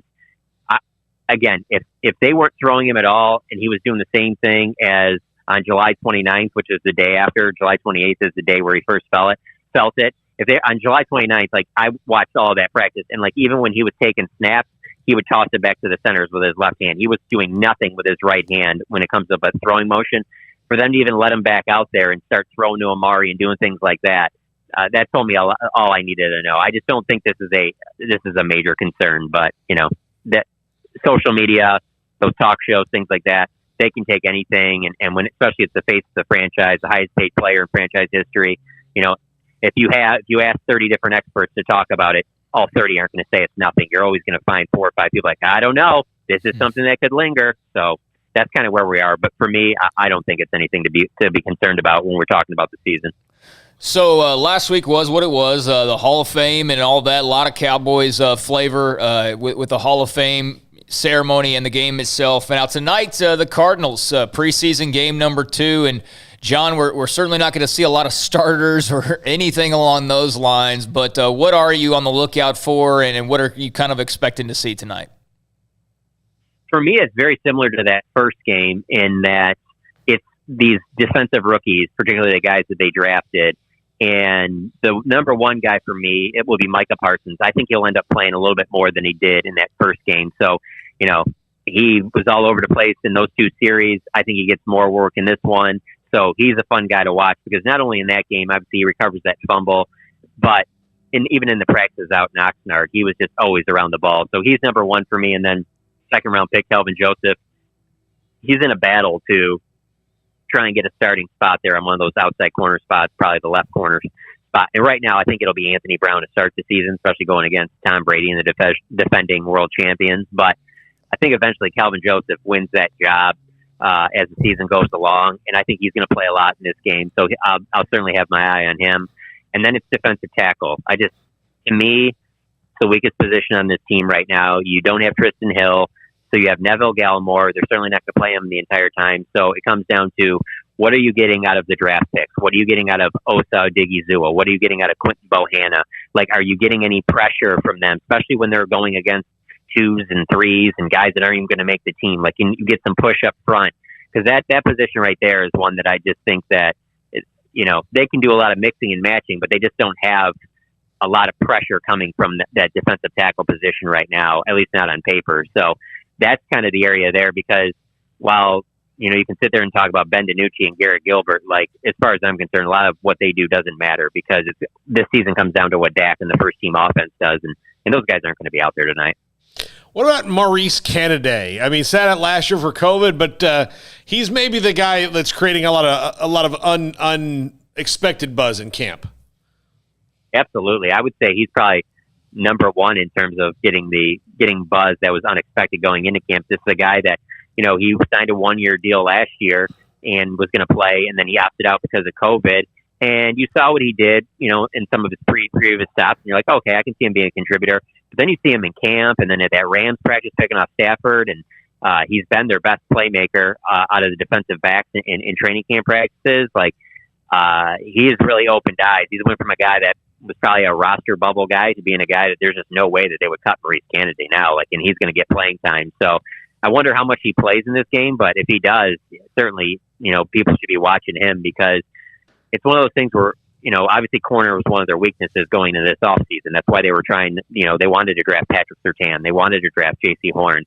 But if Kelvin Joseph can keep coming along and Diggs can, do the second-year leap like it looks like he's getting off to, if you have Kennedy and Anthony Brown and Jordan Lewis, solid veteran players like that, corner might actually be pretty solid for them. So, again, though, I go back to defensive tackle. That's the one I'm keeping my eye on. Is linebacker all of a sudden, it went into the year thinking about it might be a problem, but now, everybody expected to hear anything. I haven't heard a thing about Jabril Cox yet, and I don't think that has anything to do with him, but just because the other guy, like Keanu Neal, looks like he's adjusted well to it, and Van Der Esch and Jalen Smith are both healthy. Yeah, for sure. There's been a lot of off seasons, I feel like, over the last decade that we've come out of them saying, linebacker is one of the strengths in this team. And this is another one where it looks like that, but obviously health factors in. It looks that way on paper because you're anticipating 17 games of Leighton Vander Esch, 17 games of Micah Parsons, 17 of Keanu Neal, and 17 of Jalen Smith. If you're getting that, then yeah, this should be a very good linebacker group, because I think they're going to mix and match a lot. Micah Parsons isn't going to leave the field because they're just going to find there's just so many different ways they're going to use him. But coverage-wise, third downs, that's where I think you see more Keanu Neal, Jalen Smith comes out, things like that. I think Leighton Vander Esch, if he stays healthy, I think he's going to return back to the player he was a couple years ago. And if that's the case, that's a first-round pick, and that's the guy that made a Pro Bowl his rookie year. So, without even mentioning Jabril Cox or some of the guys we've mentioned in previous years, like Luke Gifford or even Francis Bernard, those top 4 guys, the other thing is, too, is with a guy like Jalen Smith, he won't be playing every snap. That was the expectation. That's why he led the team in tackles the last 2 years. So you'd think that would maybe keep him fresher. So the snaps he is on the field, he'll be even better than he has been the last couple of years. So they're in a good spot right now at linebacker. I mean, it's probably one of the strongest, but it all comes down to how they mix and match with those guys. And, for one, are they going to blitz them more? We've been asking for that for a long time out of the Cowboys, and they've been reluctant to do that. So if that's going to happen, this linebacker group could be really exciting. John Machota, The Athletic. John, has anybody approached Jerry Jones that they're concerned about his salt intake? But I haven't had a chance to be around him since that first episode aired, but I can't imagine that he hasn't heard from a lot of people about that. I mean, this is a guy that, he listens to, local talk sports radio in Dallas. He hears the fake Jerry Jones that they do on the radio. He knows the stuff that's being said about him. And then certainly his family all watches it. The Cowboys is the entire family's life. And so I'm sure that he's heard a lot about it. And I'm sure the next time he talks, whether it be on the radio or saw us out at practice, there will be jokes about it for sure. That was wild. I think that there's probably already enough salt and sodium in a McGriddle, but apparently not. Not for listen. If you're Jerry, you've lived a life of excess, so I assume that nobody's probably ever stopped him before. John Machota of The Athletic. John, are you in Arizona, or are you still back home? No, I'm back in Dallas. When you're figuring out your road trips and stuff for the season, you kind of weigh which ones are worth the best bang for the buck and that. And just the way Cowboys training camp's been, usually they start out those first couple games out in California, and then they play their second two preseason games back in Dallas, and those are generally the ones where you see more of the starters. So no Arizona for me, but they're coming back here after that game, and I'll be out there as training camp returns to the Star. All right, John, we'll talk to you next week. Thanks a lot, man. Sounds good. Thanks for having me on. All right, John Machota of The Athletic every week, usually on Wednesdays, but this week Wednesday was a little bit of a different day for us, Craig, considering it was the NCAA news we've been waiting for 5 years. That was a nice. That was probably the highlight of this week, was the ending of that investigation, and just the fact that you can finally turn a page. Like I know that people out there probably don't give too much of a crap about Baylor and the investigation and all of that, but that was a saga. That was a saga, and a huge loose end, and to have that tied up and actually have some finality to that on Wednesday was a massive deal. So we were a little busy discussing that. After all, it had, like you said, a 5-year build up to it, so it was a little bit more important. I think as we wrap up the week, I think to explain it to people is, if somebody asked you a question about on average every other day, I would say every other day. No, that's not it. The question that people still will not stop asking is about the money the Big 12 has. That's the one that I cannot tell people enough that we don't have an update on and we don't have an answer for, and yet I still get it every single week. Yeah. Year round. It's crazy. So when that one goes away, but the NCAA was one of those ones that, like, if you just average out the last 5 years, about every other show that we've done, between me and you and Smokey, that's a lot of shows that since that's happened, well, when are we going to find out at the NCAA? And I'm like, I don't and not to be able to give an answer, and then to have to deal with wild, panicky speculation about the NCAA and all this, and to try to explain over and over and over again about all these things. And it was just it was a relief that it's such a relief that it's over and we never have to talk about it again. Like that thing, and not even the details of it, just the fact that the subject is now completely moot and over. And nothing to do with anything that had it was so repetitive and over again. It was like, I don't know what to tell you.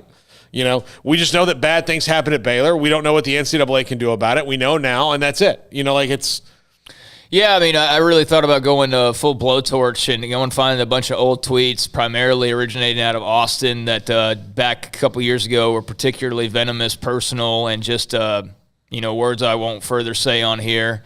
But didn't feel the need to do that, because I think those people were probably angry enough about the result itself that they can let that eat them up. But, yeah, there was a lot of things said. There were a lot of claims made. How many times I saw that the death penalty was a foregone conclusion, even though I knew at the time that was total BS and just hyperbole by somebody on Twitter. Saw that for 5 years. Again, saw that every time they'd land a big recruit. Well, don't know why he's going there.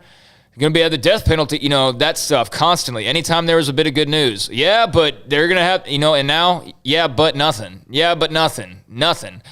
You may throw realignment in there, but as we've already been able to establish, there's no one alone in the boat of being curious and concerned about realignment. That is pretty much everybody outside of the SEC and the Big Ten. But everybody else, even if you're in a conference like the Pac-12 or the ACC right now, you are on like a second tier of confidence level and all that, and you're pretty secure, but you just don't know what it's going to look like. So I suppose there'll always be you're going to get left out in the next wave of realignment. Well, you're probably the same person that said they were going to get the death penalty. You're wrong about that. You'll probably be wrong about that too. You're probably wrong about a lot of things, but to your point, I'm thankful that that's no longer you can just speculate and say whatever you want and claim this or claim. No, we have concrete information now, and it's a relief. Well, and maybe people will start looking at the NCAA as it is now and not as it was in 1987.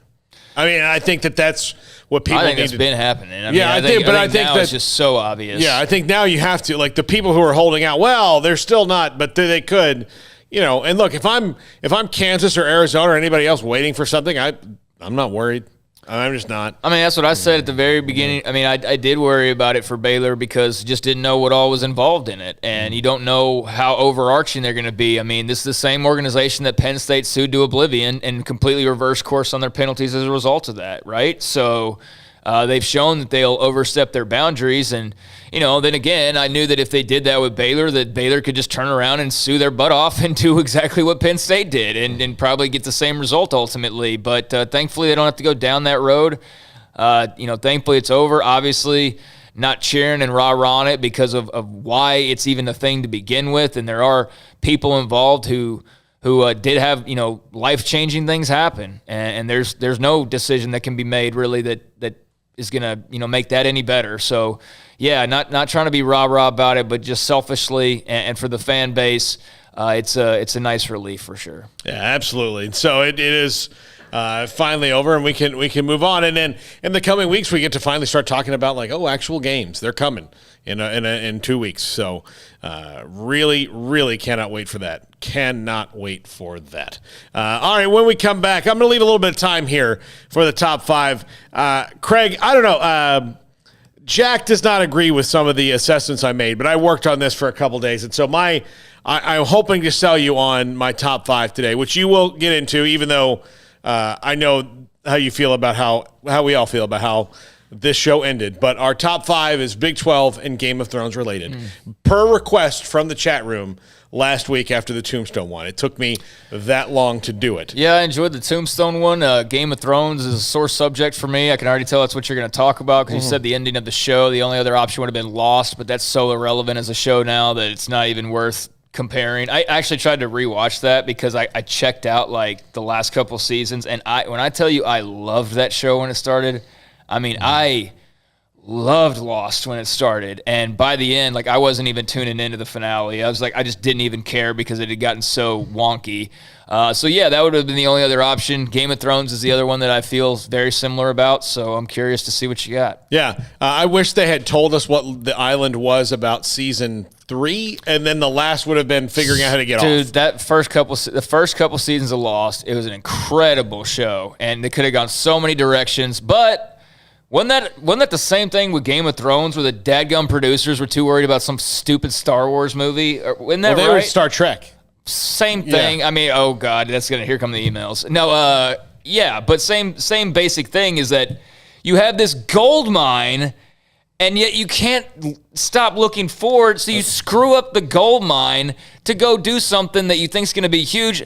That's totally irrelevant compared to what you just had. It's the dumbest thing ever. But by the way, Craig, if there are nerds outside your apartment when you get home, just show them a picture of a girl, and then they'll get distracted. But that's two shows that the producers and writers just totally ruined, so they could hop over to their next Star Trek or Star Wars project that don't even matter. That aren't. It's not like they did Return of the Jedi. But they did a movie that just blends into all the other movies. But they also couldn't start it until they were done. I mean, so why not? Just ruin shows left and do all that work for 5 years to ruin it at the end so you can do the 17th Star Trek movie. That makes a ton of sense. All right, top 5 Big 12 realignment players as Game of Thrones characters. Next, this is Sikkim 365 Radio. BetUS.com. Why BetUS? Well, they've been serving clients for 25 plus years and prides themselves on being known as America's favorite sports book. With action on every sport across the world, we can pretty much guarantee that we've got your game. BetUS offers the industry's bigger retail bonuses to keep their players betting longer, and the BetUS loyalty program is legendary. They keep their players up to date with articles, players, team stats, and trends, giving you the right tools to make the best wagering decisions. And look, right now we got 2 promo codes going, Sikkim125, and you get a 125% bonus on a deposit of $100 or more to open up your account, or Sikkim200, which is a 200% bonus with cryptocurrency, so you can do that. So Sikkim125 or Sikkim200 for those bonuses. Again, Sikkim125 and Sikkim200, BetUS.com. At Baylor University, students find their place to shine. They're faithful friends and inspirational leaders. They're championship teammates and independent thinkers. They're on the cutting edge of high tech and in the halls of history. If you want to make the world a brighter place, you can. And if you want to shine in your own way, you can. The spark you need is already inside you. Bring it to Baylor, where lights shine bright.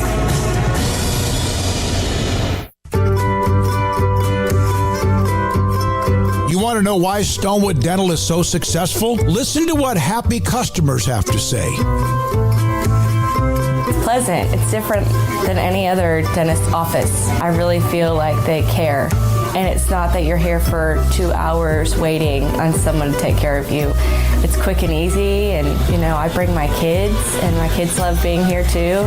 They really love the treasure box. Staff is really nice and accommodating, real friendly.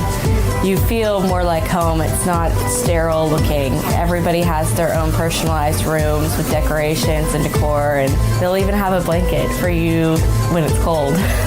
I've recommended people to actually come here, and they are patients now. I really love it here. It feels like family. Learn more, stonewood-dental.com.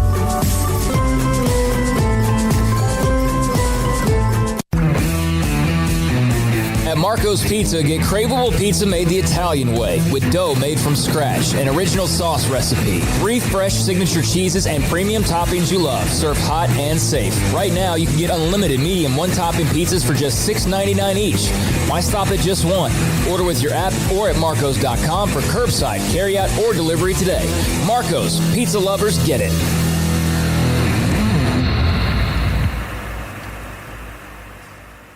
Boozers is the wedding ring store and more. If you're ready to get engaged or already married and want to upgrade your wife's ring for a special anniversary, Boozers is the place to go. With the largest selection of premier quality diamond engagement rings and wedding rings in Central Texas. They have 7 cases with over 300 styles of rings from top designers like Natalie Kay. Choose from yellow, white, or rose gold, plus beautiful top quality loose diamonds. With an in-house jewelry, they can also custom make anything you want. Bring in a picture or drawing and let Boozers create your one-of-a-kind pendant or ring. They can even use some of your old gold and diamond jewelry to create something new. At Boozers, you'll find a great selection of quality timepieces, and Boozers is the place for expert watch maintenance and repairs too.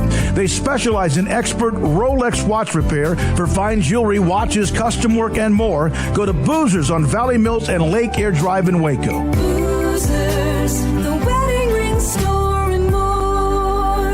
Escape the mundane with the responsive power and exhilarating agility of a new Cadillac from Richard Carr Cadillac. Smile behind the wheel again in the supercharged sophistication of a CT4 or CT5 sedan, or the sporty and spacious XT4, XT5, or XT6 lineup of SUVs. Starting at only $33,395, the Cadillac of your dreams is waiting now at an affordable price at Richard Carr. Test drive from the expansive selection at Richard Carr Cadillac, or let us bring a test drive to you. Go to richardcarcadillac.com to schedule a test drive today. Three Nations Brewing Company has 16 different beers on draft with a new beer every Friday. It also offers 2 air-conditioned tap rooms, a large indoor beer hall, a second-floor mezzanine offering a great overview of the brewing company and equipment and patio where you can relax under the shade. Plus, you can now experience the new Three Nations Beer Garden Grill on our shaded patio with socially distanced seating for your enjoyment. Grab a cold beer and enjoy a bite from our freshly prepared and delicious menu. Street tacos, quesadillas, freshly cooked burgers and dogs, and veggie burgers too. State Fair tornado fries, nachos, and so much more, all prepared and cooked on site. So come visit the award-winning Three Nations Brewing Company on East Vandergrift off I-35 in Carrollton.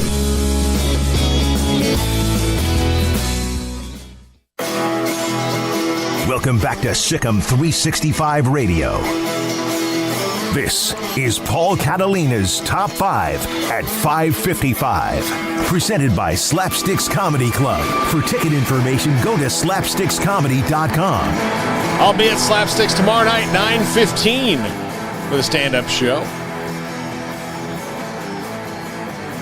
Paul Varghese headlining. Great and funniest comic in Texas a couple different times. He's absolutely hilarious guy.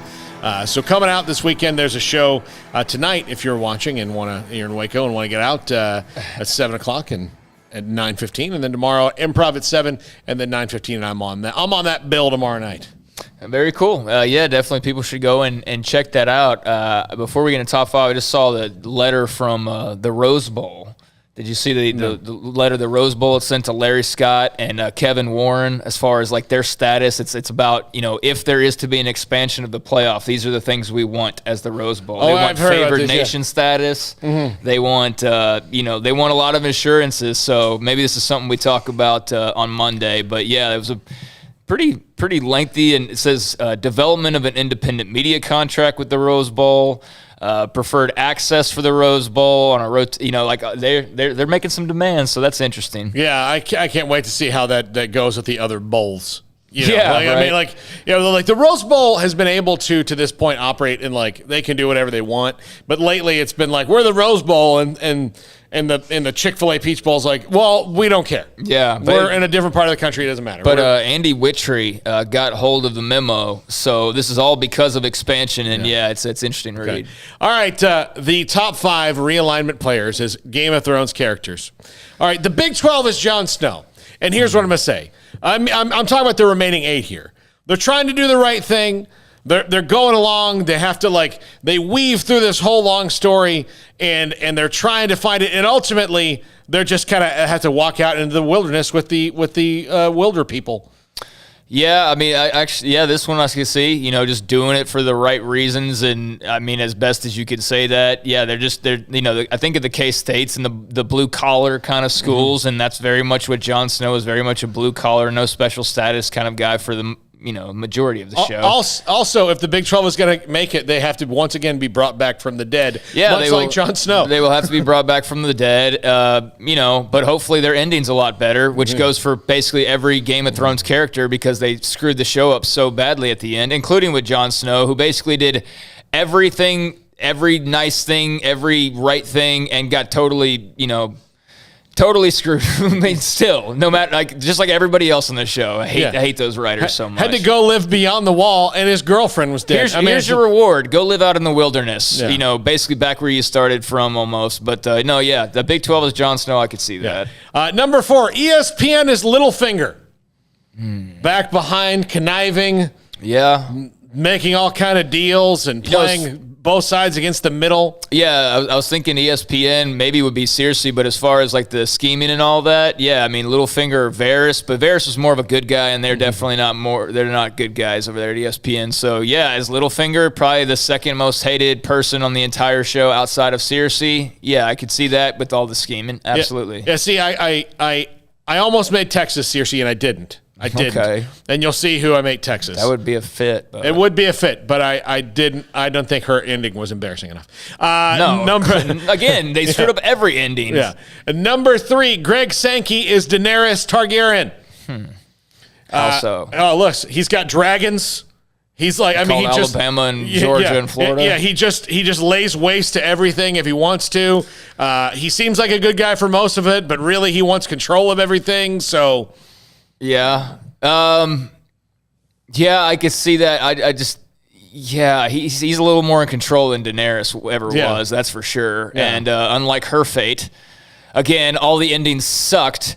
I think he's going to he's going to be far better off than she was. That's for sure. He's the benefit of learning from her. No. Yeah, I mean, he's like the main character in this whole expansion thing for sure. I mean, he is, and he's the one kind of making the moves, and her intentions weren't always very clear either. She kind of dipped to the dark side there, and so yeah, absolutely okay. Yeah. Number 2, Bob Bowlesby is Ned Stark, and here this one is tough to explain, and I'll, Jack, follow with me here. So Ned Stark's a good guy. Bob Bowlesby's a good guy. Ned Stark was a good leader. Bob Bowlesby's not quite the level of Ned Stark leader, but Ned Stark also knows more, and he's trying to, he had a lot of balls in the air, and he's trying to hurt a lot of cats, and that's what Bob Bowlesby is doing. Ultimately, those cats he was hurting wound up getting him beheaded. Well, yeah, ultimately Bob Bowlesby thought he was doing the right thing and just, going the course, and didn't ever think, ill will of Texas or Oklahoma. And meanwhile, they're all talking behind his back and totally plotting against his entire conference. Whereas with Ned, great human being, great general, great king, all those different types of things. But he was totally oblivious to the actual rotten things going on. And as a result, he looked like a bit of a doofus in the end because he was Mr. Do the right thing. But sometimes you got to do the opposite. And he wasn't willing to, and it cost him his life. And so... his being oblivious, I think, definitely fits with Bob Bowlesby. Yeah, that's why that was the one that Jack wanted to. And number 1, Texas is Ramsey Bolton. I forgot about Ramsey. Here's the deal.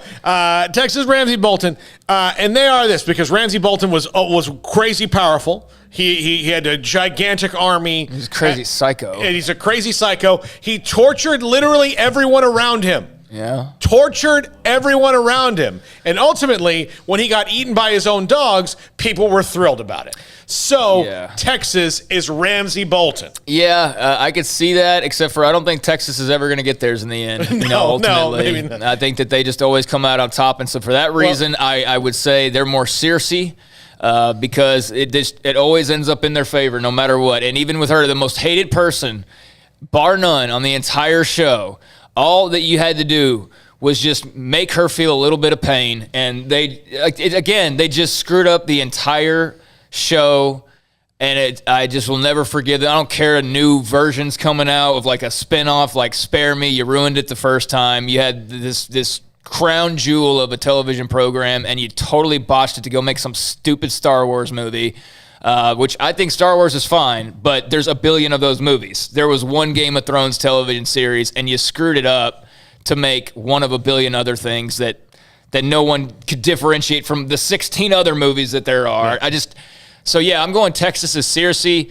But Ramsey's awful hateable, so I could see that. Well, and it could be Ramsey because the SEC eats them alive. Very true. That could be. Yeah. So we'll see. Your trusted pals that you think are trusted are not so trusted. Yeah, maybe. Exactly. And if you have anybody else to add, please send them my way at Paul Catalina on Twitter. This has been Sikkim 365 Radio. Thanks to Craig Smoak. Thanks to Armstrong Sims. Thanks to Hayden Bumpus. Thanks to Jack McKenzie. Almost called you Jack Armstrong. I don't know, you guys have blended into one person in my mind. But thank you to everybody who's watched and listened today on YouTube or otherwise. We're back after the weekend. Have a great weekend and keep safe, everybody.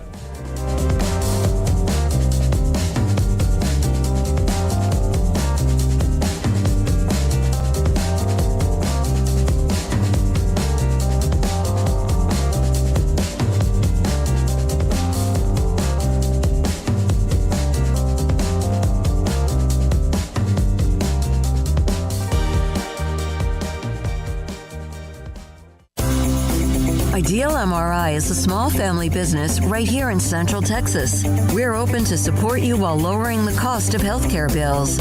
When you need an MRI, ask your doctor for an Ideal MRI. Visit us at idealmri.com or call us at 833-IDEAL-MRI. After my first car accident, I feared the biggest damage would be to my wallet. I expected a mountain of bills and a long, drawn-out process. But my Texas Farm Bureau insurance agent was there when I needed her and helped me get back on my feet and in my car in no time. Instead of a hassle, I got reassurance and a quick recovery. stop by and see our agents at one of our 3 McLennan County locations. Coverage and discounts are subject to qualifications and policy terms and may vary by situation. Stepping into the boots of a U.S. Army officer can add confidence and leadership skills to your son or daughter's career path. See all the things they can achieve in our boots at GoArmy.com. U.S. Army Waco Recruiting Company, 254-598-8131 or 254-776-1543.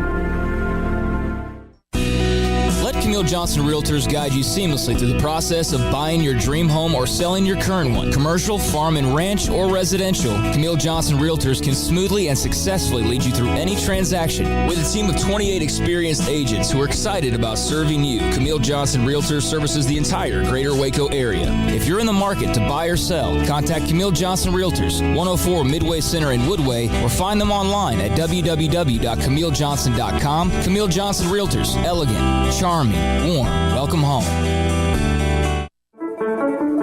One size fits all. That may be all right for an adjustable belt or cheap sunglasses, but when it comes to your financial needs, no one wants a one-size-fits-all strategy. Cam Heathcott, your Edward Jones financial advisor, knows that his most important goals are yours. That's why he takes the time to understand your needs, knowing you. That's how Edward Jones makes sense of investing. Cam Heathcott, covering Conroe and Houston, 936-756-7717 or cam.heathcott@edwardjones.com. Edward Jones, member SIPC. Did you know that 1 out of every 4 men have symptomatic low levels of testosterone and don't even know it? And if you think you're too young to worry about it, guess again. Low T levels can make you feel tired and grumpy, cause weight gain, and wreak havoc on your sexual desire and performance. Petty Clinic Low T can set up same-day blood screening and results, so if you're tired of being tired, I challenge you to man up and Google search Low T Waco or go online pettycliniclowt.com. It's a private clinic with an atmosphere catering to men.